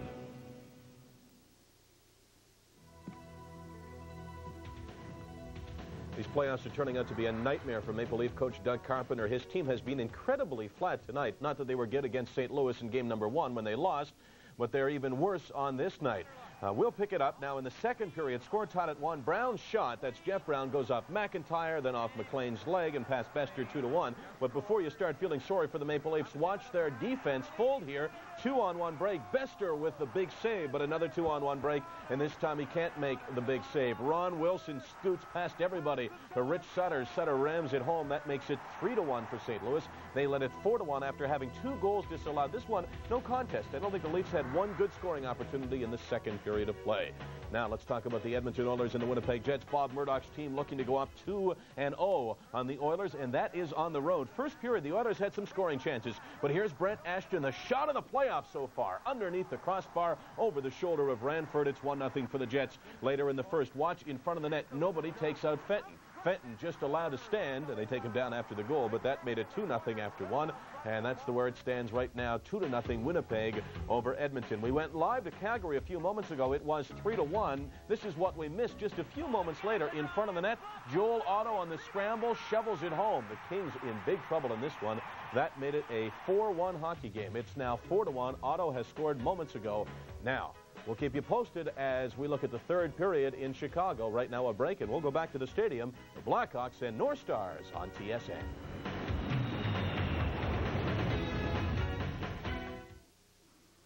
OK Tire Stores and Michelin would like you to meet your tire's worst enemy. Drive over me, and you'll get my point. Hey, I'm gonna retire your tires. I'll sink to any depth to break down your walls. But if you buy your Michelins at an OK Tire store, you're covered.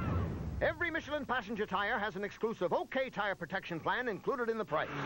That's the OK difference.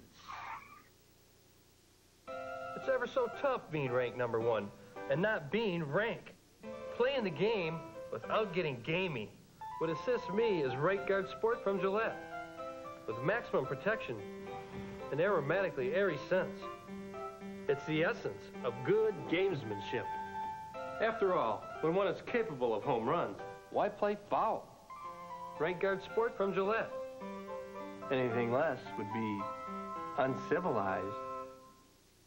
For 131 years, Big Ben has graced the skyline of London. Just recently, it became a significant Canadian landmark.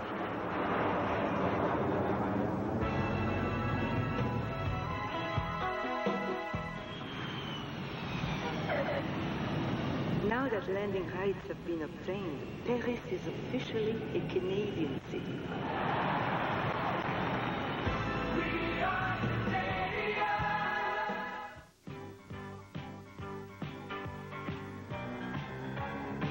TSN presents the world's ultimate driving machine. You'll see coverage of the U.S. Open, British Open, PGA Championship, and year-long excitement from the PGA Tour.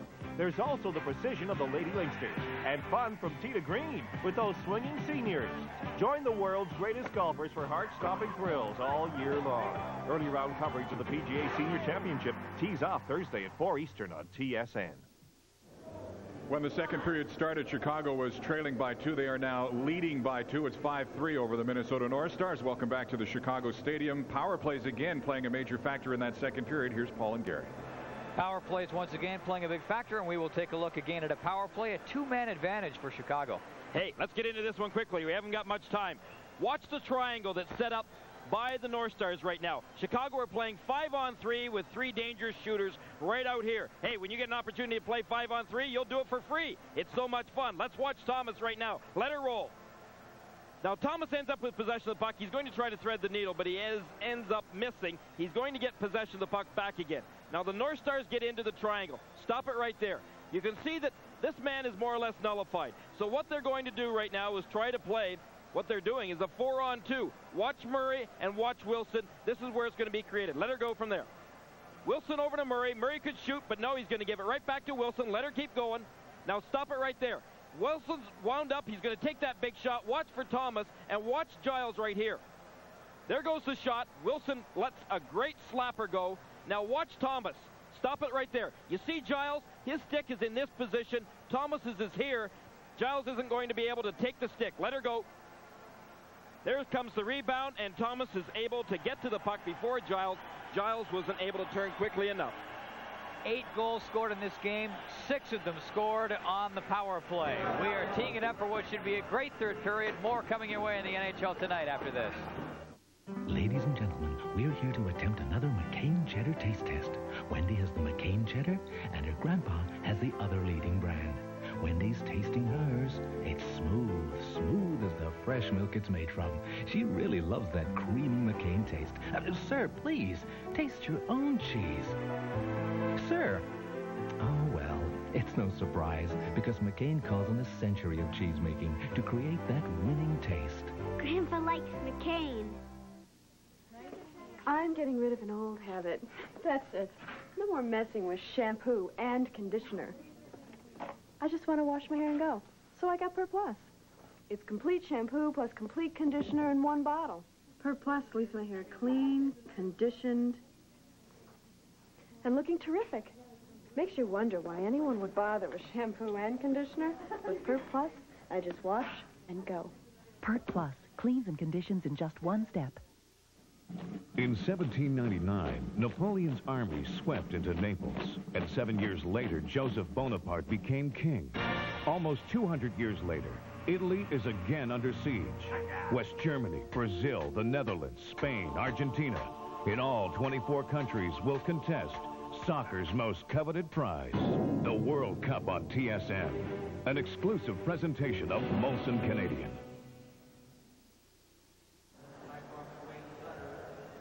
The only even-strength goal scored in the second period came from Greg Gilbert at 1:49. From then on, Jeremy Roenick scored on the power play. Steve Thomas scored on the power play. Then Wayne Presley got his second of the night shorthanded to make it 5-3 for Chicago at 16:39. Shots on goal in that second period again in favor of the Blackhawks by an 11-7 count. 22-14 two-period total. One other statistic you might be interested in, penalty minutes in that second period.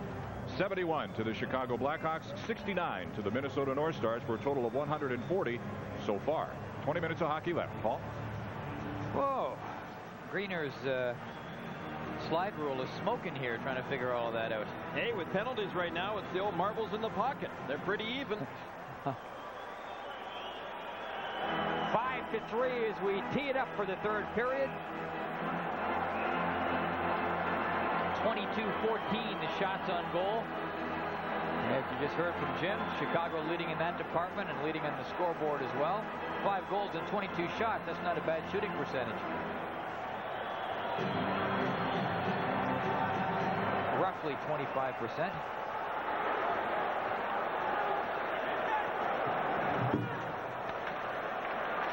Teams start the period at even strength. Casey, great stop on Greg Gilbert, who is promptly decked by Gaetan Duchesne. And the puck knocked ahead with the glove, so the play whistled down, and Duchesne and Gilbert now exchanging words. Be sure to listen up at the conclusion of the game for the Armor All turning points. You could use Armor All Protectant and keep your car in the garage. Or you could just keep your car in the garage. Of course, there are alternatives, but only Armor All works like Armor All. John Casey called on early in the period. Greg Gilbert with a glorious scoring opportunity. Casey's performed well, and he's been a major factor in Minnesota. Playing so well. Set the team record for victories in a season this year. He had 31. The old record held by Joe Malash, 27 wins. back in that Cinderella North Star team of 79-80. Presley trying to crank one on goal. That's blocked at the defense. Barber comes in, and offside is called back at the blue line. Brian Bellows and Steve Conroy wrapped up. But there's an interference penalty, and you know, it's a good penalty that's being called. Conroy, I think, is being penalized for interference. Well, Bellows was trying to get the jump to come in over the blue line with Barber, and Tenorti was stuck to him pretty closely and made sure he wasn't going anywhere. Blackhawk penalty number 5, Steve Conroy, 2 minutes for holding at 35 seconds. Blackhawk penalty Conroy, 2 minutes for holding at 35 Only 35 seconds into the period. Here we go. You don't see this called often. Now watch. Conroy just knocks his man right offside, which takes away a North Star scoring opportunity. At least it could have been one. Hogarth made that interference call, and it was a good one. Hogarth walking a tightrope here. If he does too much, people are going to say that he's taking the game away from the players. If he doesn't do enough and things get out of hand, then guess who's got egg on his face? So far, I think he's done a pretty good job. Gagne in deep. Barber up after it. He's promptly taken out.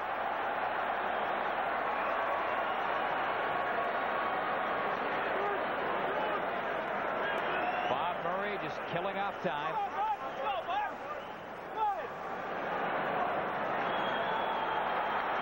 Good shot and a good stop by Belfour on Sean Chambers, who was on the move. Chambers showed great speed there. In front, another stop by Belfour, and it's fired wide. Barber shooting it up around the boards. 1:14 left in the power play for Minnesota, and they will scrunch it up.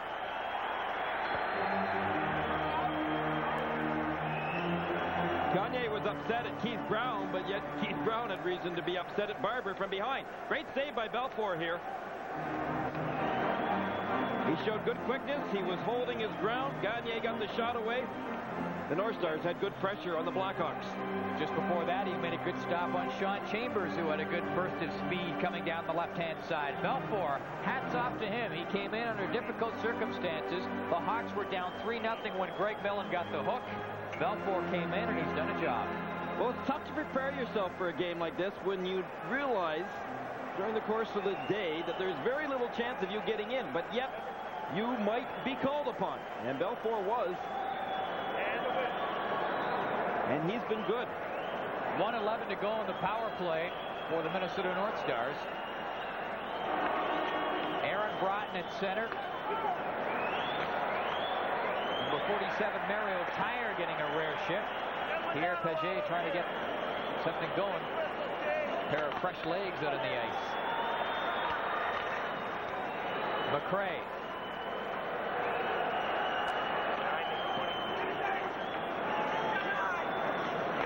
Murray snaps it out. 40 seconds left in the power play for the North Stars. Wilkinson.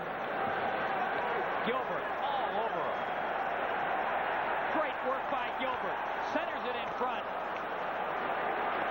Here's Brown at the blue line. 25 seconds left in the North Stars power play. Here's Gilbert. Just wide. And he draws the penalty to boot.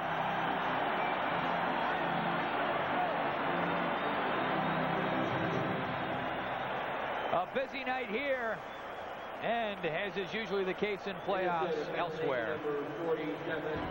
The elsewhere is Calgary Flames against the Los Angeles Kings. It was 4-1 for Calgary. Herdin and Jim Korn, nobody covering him. That made it 5-1. You think it's over, but maybe not. Watch this mad scramble in front of the net, and try to keep your eye in front of the net on Luc Robitaille, number 20. Standing up, seems to be well covered by McGinnis. McGinnis leaves him, and then Robitaille bangs in the rebound. The Kings have cut the lead to 5-2. Let's go back to Chicago. Mentioned that Mario Tyre hadn't seen a lot of ice time, and he showed why, perhaps. Coughing up the puck just inside of his own blue line. He ended up having to pull down Greg Gilbert. Gilbert has been extremely effective in this game. He scored a goal in the second period and almost gets himself one here in the third. Great effort by Greg Gilbert.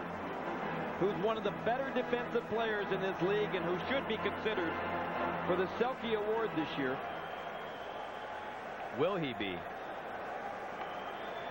Time will tell, but he should be.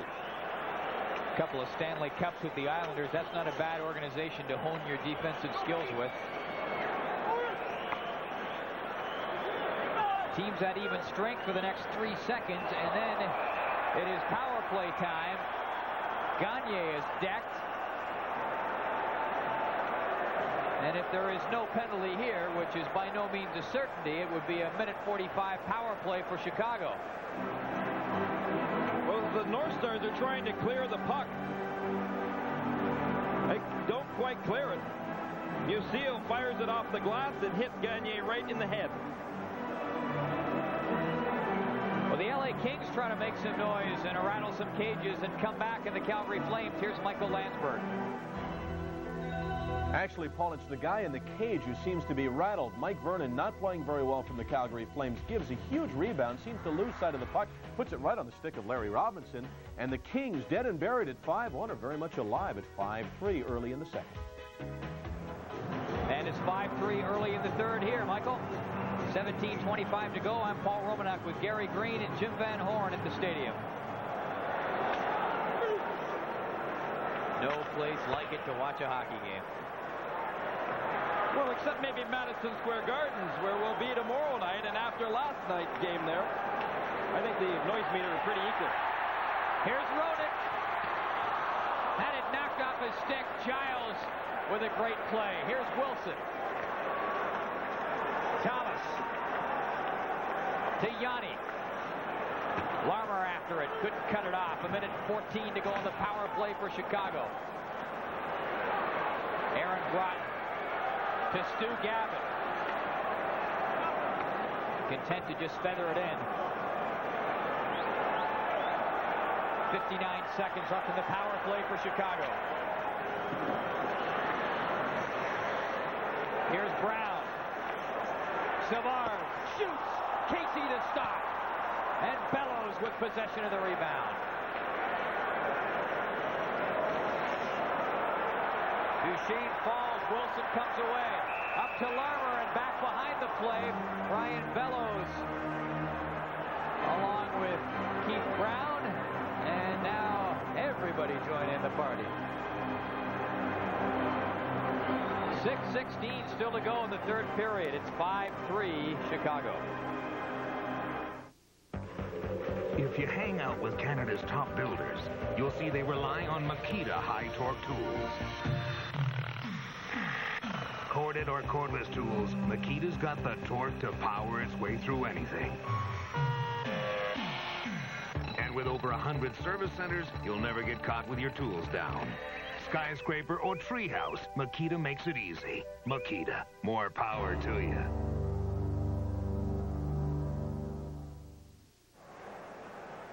Not surprising that there have been a lot of penalties in this series. You look back to last year, 6 of the 8 series in the first round last year averaged an hour in penalty minutes. Over an hour in penalty minutes. That was Roenick's opportunity. He just lost possession of the puck. Great play by Giles to knock it loose. Again, just getting back to that point, over an hour in penalty minutes in 6 of the 8 series last year per game. No series was less than 44 penalty minutes per game. Just seems to be a thing with the first round. You want to draw the lines. Well, quite honestly, I'm getting a little tired of it here in this building right now. They should stop challenging each other physically in the toughness department and worry about the scoreboard. Larmer moves it in. Thomas a shot. And Casey was there with the answer. Here's Yanni. Shooting. That's stopped. And Gavin gets it out. Offside. 4 seconds left in the power play for Chicago. More scoring in Calgary. Here's Michael. Well, sure, Paul. We haven't shown you a goal in at least the last 15 seconds. A wild one in Calgary between the Flames and the Kings. Doug Gilmour didn't have a shot on goal in game number 1. Not only does he have a couple here, he's got a couple of goals as he tips one in front. 2 goals and 1 assist. This is now after 2, 6-3 for the Flames over the Kings. 5-3, Chicago leading here. Shots on goal 26-16 for the Hawks. Neither of these two teams want to give each other any edge whatsoever when it comes down to toughness. But yet their interpretation of toughness in this game so far has been more along the high sticking, the elbowing, the tripping calls that we've seen way too many of. It could be such a great game if they could eliminate that. Here comes Giles. Belfour with the stop. Maybe the North Stars to shoot on Belfour a little more. He really hasn't been tested all that much, save for a couple of big stops he made in the last period. Here's Roenick. Presley off the boards after his own rebound, knocked down. Thomas with it. And the puck was gloved ahead. That's the stoppage. Poor Presley gets called for gloving the puck ahead. Meanwhile, he was run over. He's not quite sure by what, but it was green. I think the green might have had a 6 on it. I'm not sure. Frantisek Musil has landed a couple of great body checks tonight. He's a tough player. He spent a fair amount of time in the penalty box game 1. He's been no stranger to it in game 2. Kind of one of those nagging years for Musil. He missed 15 games with various ailments. A little bit of this and a little bit of that, just enough to keep him out. A sprain here and a twist there. Lots of twists and turns thrown on everybody in this game. The referee, the fans, especially the players. 5:15 still to go in the third period. The Hawks are up 5-3. They trailed 3-0 about halfway through the first period. And that's when the bottom kind of fell out in the North Stars. Tenortian over the blue line. Here's Al Secord. Lead pass for Larmer, almost sprung him. Here's Larmer. Secord in front of the net, couldn't land tape on that pass. Secord didn't see much action after the first period. He took that bad elbowing penalty. Mike Keenan more or less designated him to the bench in place of Greg Gilbert, who saw then lots of ice time. And Secord having words with Basil McRae. See if Mike Keenan gets him off the ice. McRae is going to head off. The funny thing is that he led the NHL this year in penalty minutes, but that was his lowest penalty total in the last 3 years. His lowest, his personal lowest. Still good enough to lead the league. Or bad enough, I suppose, if you want to look at it that way. Well, it was just a little bit more evenly distributed on the North Stars this year, though, with Shane Churl picking up 292 minutes. That helped out a bit. Took the pressure off him. And, of course, Mark Tenorti sat in there for close to 250 minutes as well. Because, of course, there is great pressure to lead the team in penalty minutes. Here's Barber. Wilson right on him. Barber gets it back. Centered it. Cleared away. And away comes Roenick to Thomas. Tried to get it back to Roenick. Might have shot. Here's Thomas. Gaetan Duchesne. A little bit too far for Barber. Here comes Duchesne clearing it in now. Belfour out of his net.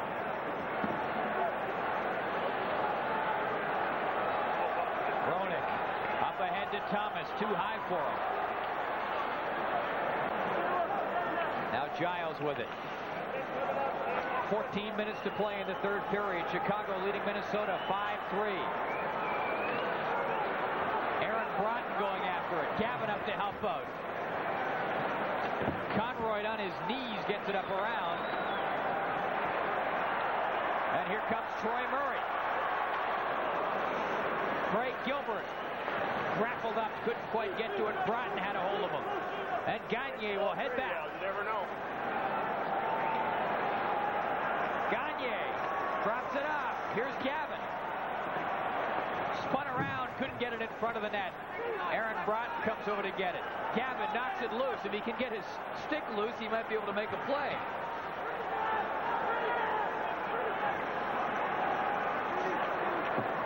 Blackhawks are starting to win far more battles in the second and third period along the boards. Secord back out onto the ice for the Blackhawks. He came charging out with a vengeance. I got a feeling he's going to clock somebody on this shift if he gets the chance.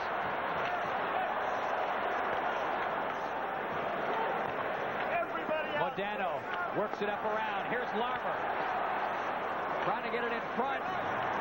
Secord going for the net. There's the pass, and it's just tipped away by Modano. Up ahead. Belfour juggles it. Yanni almost scored in his own net.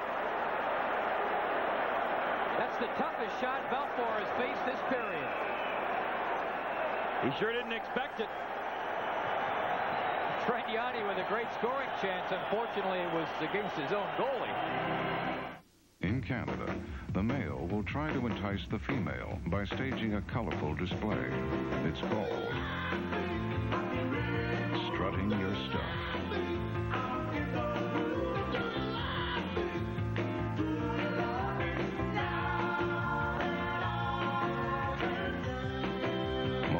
Canadian, the clean, cold taste of a genuine Canadian beer. What beer's all about. Well, variety is the spice of life. We have hockey, we have baseball, and of course we have curling. Canada and Scotland. That's tomorrow at 6 in the morning Eastern. Set the alarm and get up early. Ed Wernick, the Canadian skip, looking to lead Canada to a world championship. If this game doesn't hurry up and go, you're not going to have to set the alarm, folks. We might just throw it right over to Vic Rauner and company over in Sweden.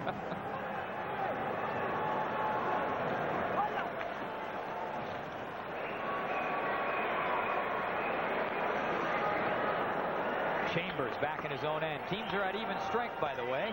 12:10 to play in the third period. 5-3, Chicago leading. Conroy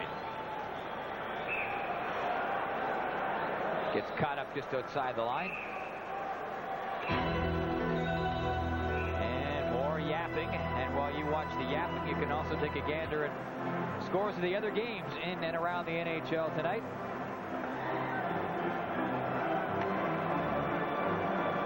I think most people look at the box scores tomorrow and look at all of those penalty minutes and say, boy, there must have been some real Donnie Brooks. There must have been some real fights in this game. Well, there haven't been.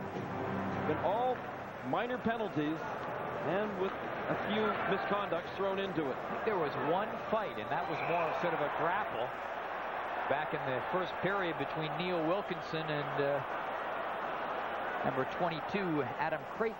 I think Bellows is going to the penalty box now, but he's going to be accompanied by a Blackhawk. And is he going to be accompanied by Lemieux of the Blackhawks? Bellows and Jocelyn Lemieux will have a seat. And this is a rarity. There's lots of room for them to stretch out in the penalty box. It was standing room only for most of the second period, which took about an hour and 15 minutes running time to play. 5-3 the score. Chicago leading Minnesota, and those North Stars with quite a task ahead of them in the remaining 11:53 of this third period. Although, to look at it optimistically from their point of view, they are going to go back to Minnesota no worse than tied in this series, which is a lot better than many people would have expected. And they won all 4 of their home games this year against Chicago. So in a sense, they have pulled the home ice advantage away from the Hawks. The North Stars have slowed down. Second period, the Blackhawks, as we mentioned earlier, started skating. The North Stars looked a little sluggish. Pierre Pagé had said that his team is not as fast as Mike Keenan's hockey club. Keenan's hockey club finally started to, as he calls them, use the pistons in the second period. Ulf Dahlen hasn't really, I don't think, had his greatest game in a while tonight. One of a number of North Stars who just haven't seemed to have that extra jump that they had in the first game. And one reason maybe why they haven't been able to get into a groove is because of all those penalty minutes. Modano looks for Dahlen. And Gilbert gets it out. Neil Wilkinson, number 39, working it up. Oh, Dahlen couldn't get to it. Greg Gilbert off the boards. Modano gulps it in just wide of the net. And you called it a few moments ago, Gary. The North Stars just not getting to those loose pucks in the corners. Don't seem to have the jump to spark.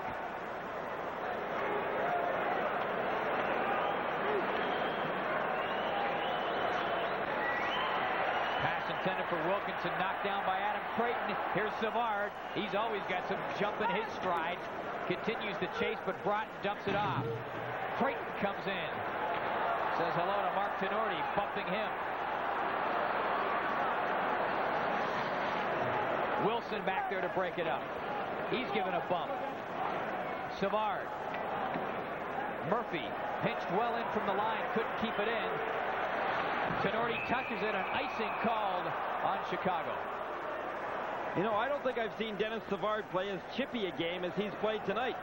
He's been intent on battling the North Stars physically, one-on-one, rather than looking for open ice and to get into scoring position. And of all guys to wake him up, it seemed to be Stu Gavin back in that second period when they exchanged a couple of pretty hard hits, and Savard took exception to something and came in and took a run at Gavin. It seemed to wake him up.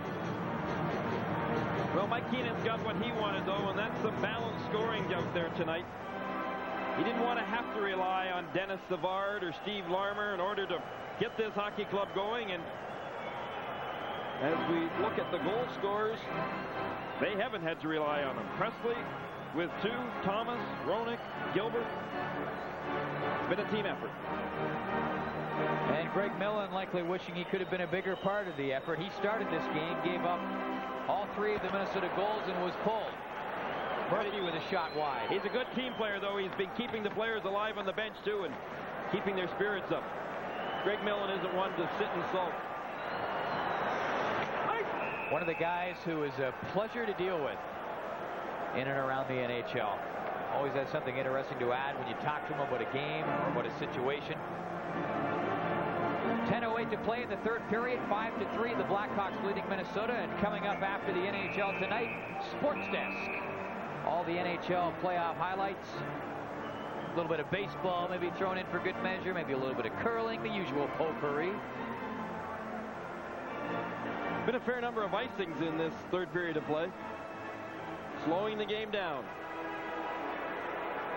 Grinding to a bit of a halt when you consider the way things really seem to be flowing for the first period. Penalties will do that. Kind of breaks up the momentum, and I'm sure, Gary, that's fine with the Hawks at this point. No question. Slow her down. Part of the strategy as well.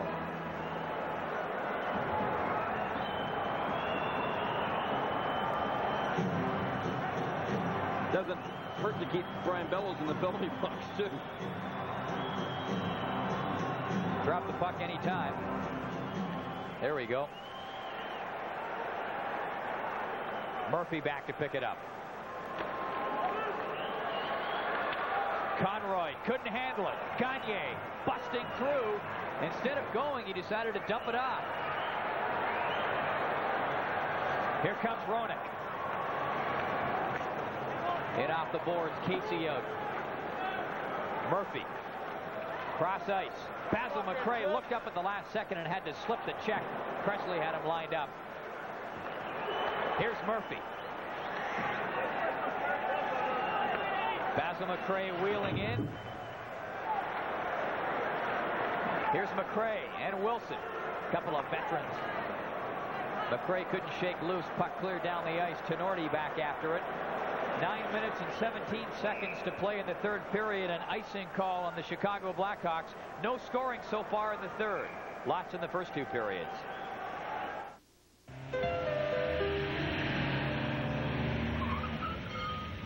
Watch this.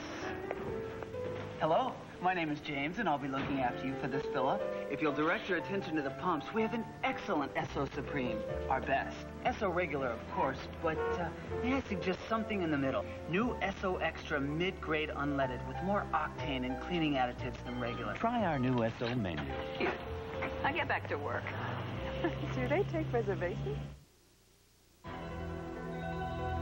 Yes, we have found signs of life in the Toronto Maple Leafs, but not by much. Daniel Miroir late in the third period with a beautiful move And he scores over the shoulder of the goaltender. That made it a 4-2 hockey game, but that's now final. Leafs trail the St. Louis Blues 2-0, coming back to Toronto. Bellows after it in the corner, trying to work it in front. Just past the halfway point of this third period. Minnesota trailing Chicago 5-3. Creighton battling back there with Duchesne. Now here's Steve Conroy for the Hawks. Kept in at the line by Duchesne. Nope, not quite. Thought maybe, but then again, the linesman a little bit closer than we are. Tough for the North Stars to get any momentum going right now when there are so many stoppages in play. It has really been stop and go, stop and go.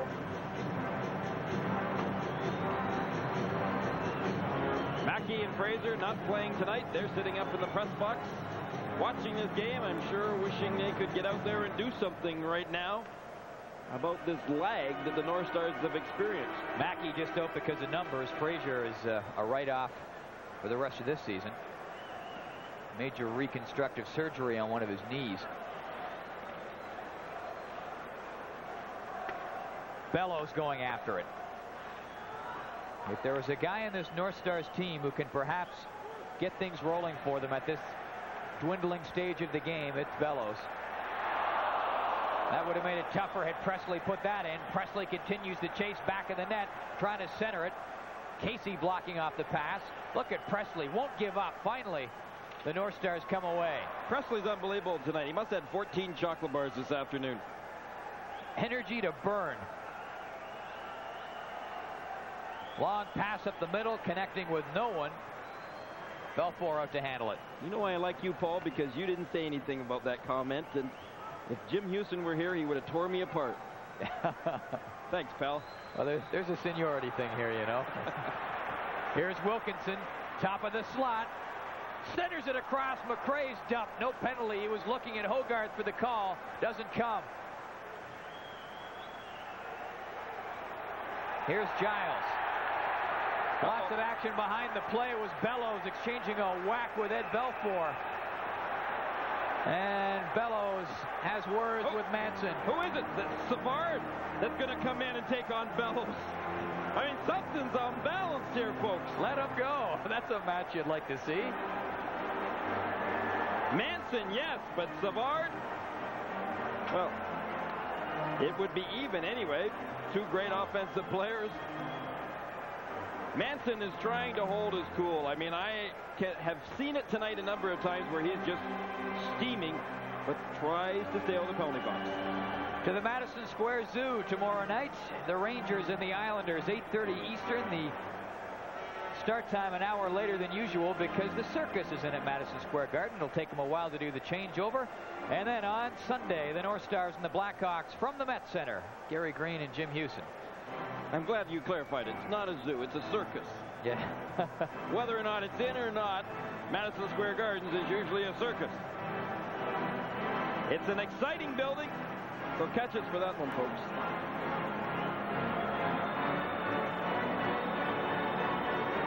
And Bellows, to his credit a few moments ago, maybe just trying to light a fire under his teammates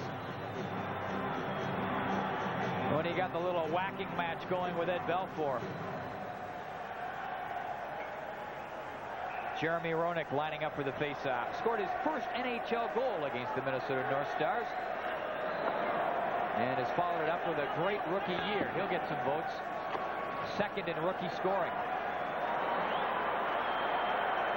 Murphy back there. Gets there first, and icing called on Chicago. The Blackhawks in the strategy. Just keep slowing it down, slowing it down. May not be amusing to you folks, but this is all part and parcel of what Mike Keenan thinks it takes right now to preserve this 5-3 win. This is or lead. This is, dare I say it, Roger Nielsen type hockey on the part of the Blackhawks. Well, Mike Keenan was schooled the right place. He was, of course, the coach of junior hockey in Peterborough. Wouldn't be referring to Peterborough by any chance, would you? Pierre Pagé, on the other hand, has had tremendous coaching experiences in college hockey and, of course, with the Calgary Flames. Organization. I'm flattered that he comes up to your standards, though, considering he didn't coach in Peterborough. I think Pagé is a great coach. You don't have to coach in Peterborough to be a great coach. It helps, though, does it? Yeah. You old Oshawa general. The Generals and the Pete set to square off in an Ontario Hockey League playoff series. Great playoffs going in junior hockey as well. Memorial Cup coming up on TSN in May. Gilbert trying to center it in front. Roenick was there and he was tied up. Here's Gagne. Long shot. Belfour, big juicy rebound. Dallin with a shot. Belfour makes the save.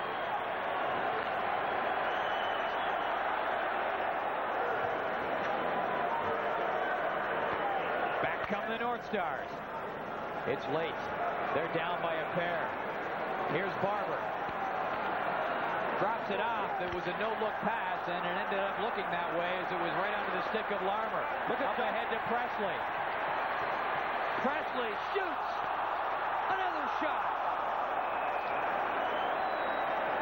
And a delayed penalty coming up on the Minnesota North Stars. I don't blame Jocelyn Lemieux out there. I mean, he's just performed great along the boards. Back in the neutral zone, at his own blue line, he just simply outmuscled the North Star defenseman and broke away to give Presley that scoring opportunity. 13:41. Minnesota Bentley Murphy, 2 minutes for tripping at 13. Look at that hustle by Presley. Presley worked his way in to get one chance, two chances. Jocelyn Lemieux, his partner, was right there waiting for a rebound. But prior to that, way back in the neutral ice, those opportunities wouldn't even have existed had it not been for the determination of Jocelyn Lemieux. Visions of a hat trick dancing in the eyes of Wayne Presley. Ed Belfour, Chicago goaltender, coming on in relief of Greg Millen. That was Lemieux's opportunity along the boards. You could see him scrambling in order to get the puck to Presley. Casey stood his ground, though, and made two good saves. So Larry Murphy is off, and Chicago has itself a power play. Tripping call on Murphy. Here's Wilson. Murray with a shot. That's knocked down. Rebound in front. Chambers couldn't get it out. Here's Larmer.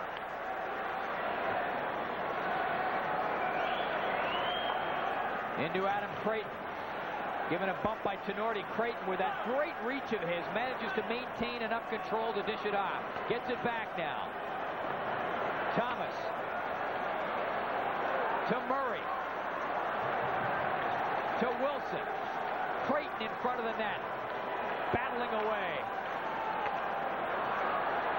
Murray shoots. That's tipped wide. Here's Wilson now.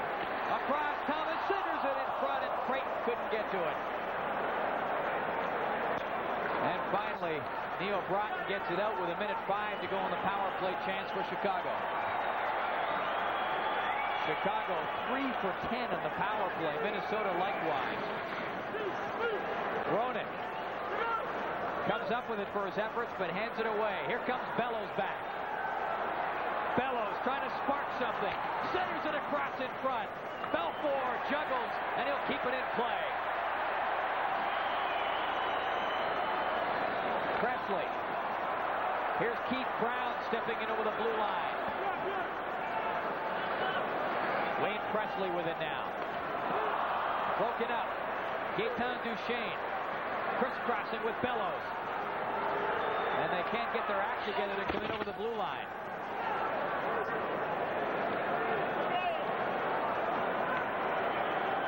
Seconds left in the Hawks power play. Thought maybe Savard was cranking it up for a rush there, but he just dumps it in. And icing called on Chicago with 5 seconds left in their man advantage. 4:24 to go in the third period.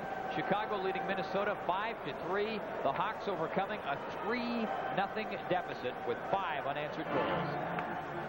Well, of course, with the power play opportunity by the Blackhawks, that picked up the pace immensely. 5 seconds remaining in it. Face-off deep back in Chicago's end zone. An important face-off as well for the North Stars right now. Belfour has done everything and more that Mike Keenan has requested. Although, in fairness to Greg Millen, he most certainly didn't see the intensity of action that Millen did in the first 10 minutes of that first period. North Stars were all over Greg Millen very early in the game, and with some great scoring opportunities.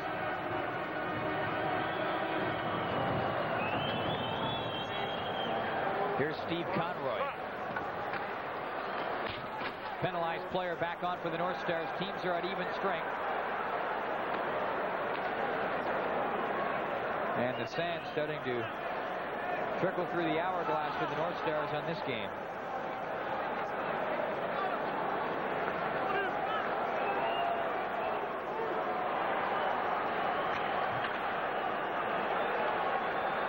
Trying to battle his way in, Aaron Broughton.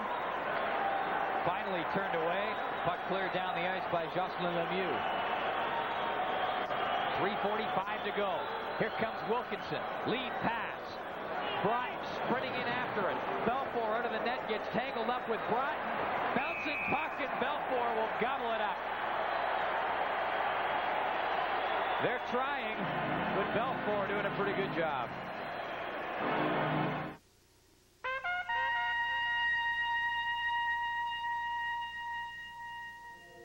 The 1990 Pontiac four-door Grand Prix.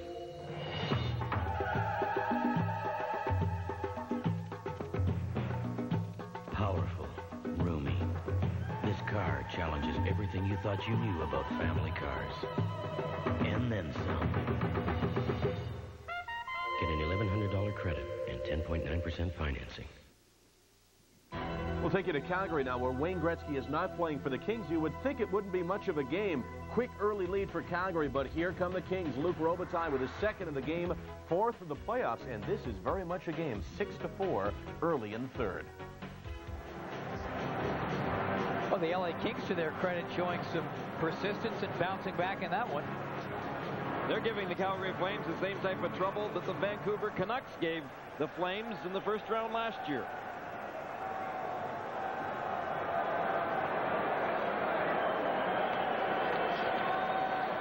Here's Murphy. That's blocked by Denny Savard. And Savard's got it now. Giles off the boards. 3 minutes and 19 seconds to go. Minnesota down 5-3. And this will be a bitter one for them to look back on if things don't change. They led 3-0. Had this one in their back pocket in the first 10 minutes of the first period. And it just totally slipped back the other way. Offside called on the North Stars.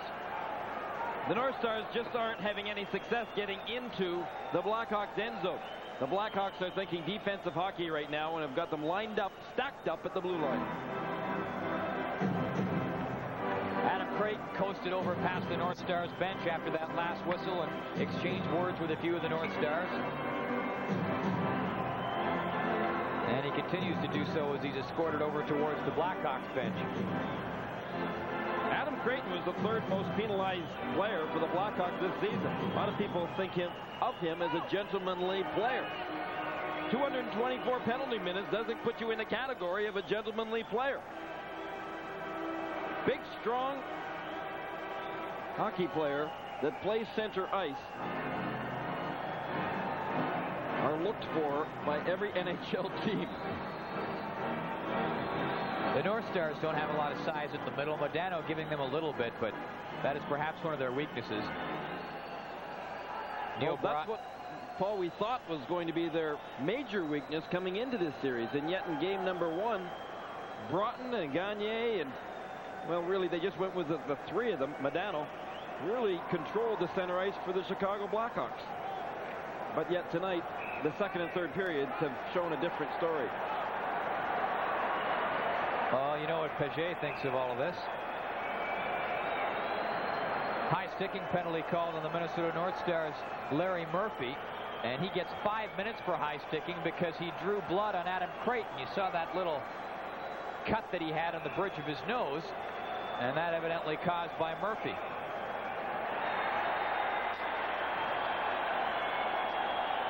Well, they're going to get another penalty, I believe. I think they're going to get a bench minor now. And that will about puncture any remaining hopes the North Stars had. Let's watch and see how it happened, first of all. Steve Creighton he came in, and you could see Murphy's stick was up too high to protect himself, maybe. But Adam got it right in the face. Again, that's another one of those situations where I think with this drawing blood 5-minute rule, it's got to be made a discretion call by the referee. Because in a situation like that, the stick was not brought up with intent. Cuts happen in collisions in a fast sport like hockey, and you see so many times. But it is the discretionary call. Unfortunately, as soon as blood is drawn, then that, more times than not, gets you the gate. But right now, the North Stars... Is it not in the rule book, though, that if blood is drawn, you have to call 5 minutes? There's no discretionary circumstances there at all. Well, we can go back to the battles then of last year and whether or not blood capsules and everything else were utilized in order to draw blood, and I think that's where the discretionary part comes into it. That 2-minute minor that has been assessed to the North Stars have now put them in such a hole that I doubt whether or not they're going to be able to get that extra goal in order to be able to come within one of the Hawks. Murphy gets 5 minutes in the game for drawing blood on the high stick, and the North Stars pick up an additional bench minor. So Chicago will finish up this game in style right now with a 2-man advantage and a 2-goal lead with 2:35 to go. Denny Savard, top of the slot, shoots. That goes off a skate and wide. Here's Greg Gilbert. Back to Doug Wilson. Wilson shoots. Gilbert. Back to Wilson again. To Murray. Shooting. Casey the stop. Gilbert was right there. He tried to get his stick on it. But Musil, who's done a good job defensively for the North Stars, took his opportunity away. Time running out here. Let's see what's going on in Edmonton with Michael Landsberg. Interesting call by the Jets to go with Stefan Beauregard after Asenza had played so well in game number 1. Jets were leading it 2-0 into the third. The Oilers finally get on the board. Beauregard's down, and Craig Simpson shovels it home. 2-1 hockey game. We'll keep you posted as the Oilers close the gap.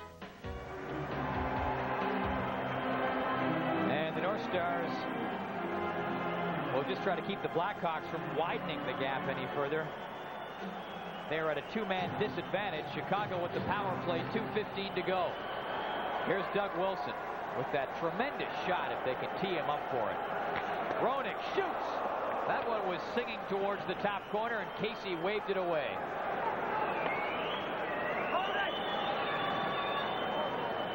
Less than 2 minutes to go in the hockey game. 5-3 Chicago leading. 50 seconds, 5-0 to go in the 2-man advantage for the Hawks. And the Hawks caught on the offside. Presley just took his skate off that blue line at the last second and created the offside.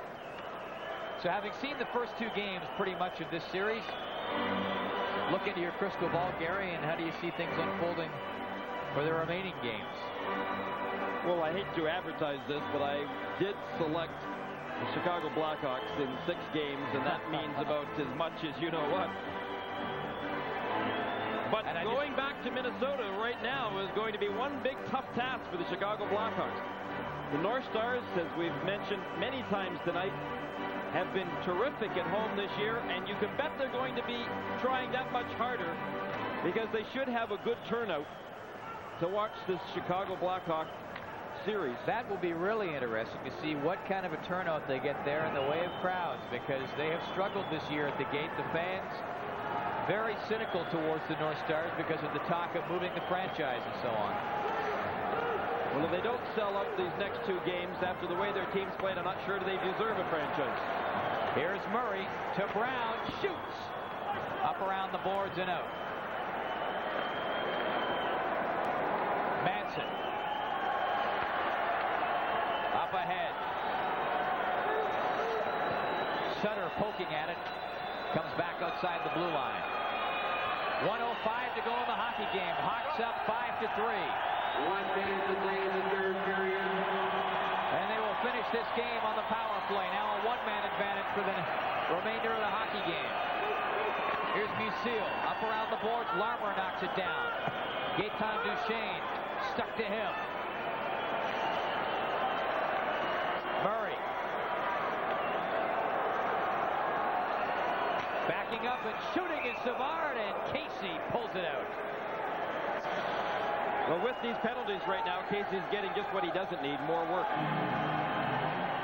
Let's see what else is going on as this game winds down. If you were in a hockey poll, I bet Joe Nieuwendyk went #1. Didn't have a goal after the first game, didn't have a goal at this point, but everybody for the Flames is scoring on this night. This one is a wild one. Nieuwendyk on the feed from Makarov, and an excellent feed from Makarov. That now makes it, in the third period, 7-4 for the Flames. And it's 5-3 here, Michael, with 36 seconds to go. The Hawks leading the North Stars. Casey losing only for the second time against the Blackhawks this year in 8 starts. That's counting playoffs. More than half the fans have left Chicago Stadium. Confident fans. And besides that, it's Friday night in Chicago. They're going up to celebrate. And I'm sure the Blackhawks will be joining them shortly as time ticks down in this one. 20 seconds left. And Casey hesitating on whether or not to head to the bench. The Hawks are just going to kill it off in their own end. Casey stays put. And let's let the fans count it down for you.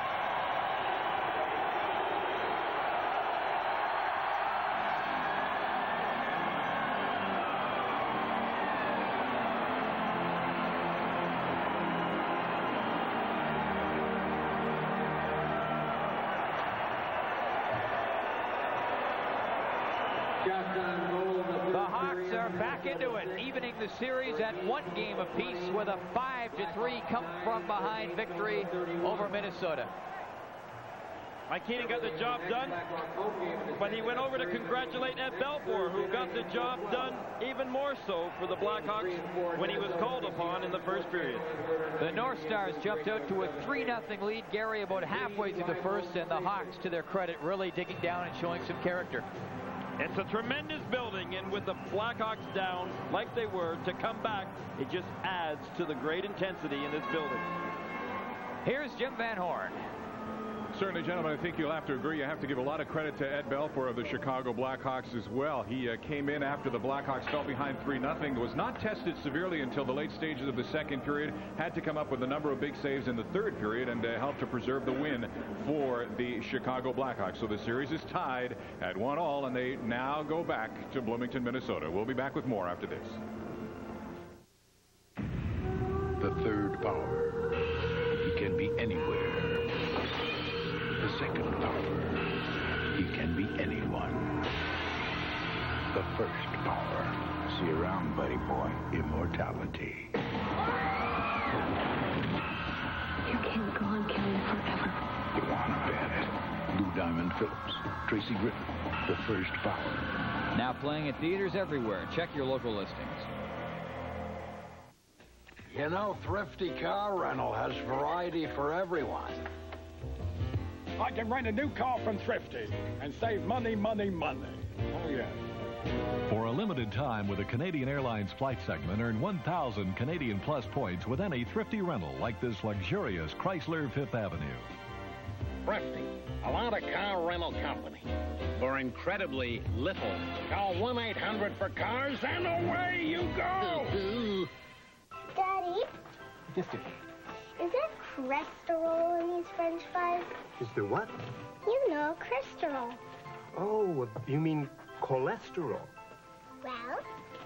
No, honey. These are McCain Super Fries. They're cholesterol-free. Want some? Play so well and can figure out where somebody's going to pass it. He did that a couple of times and got the puck down the ice for Calgary. A minute 53 remaining now in that double minor against Rick Netris.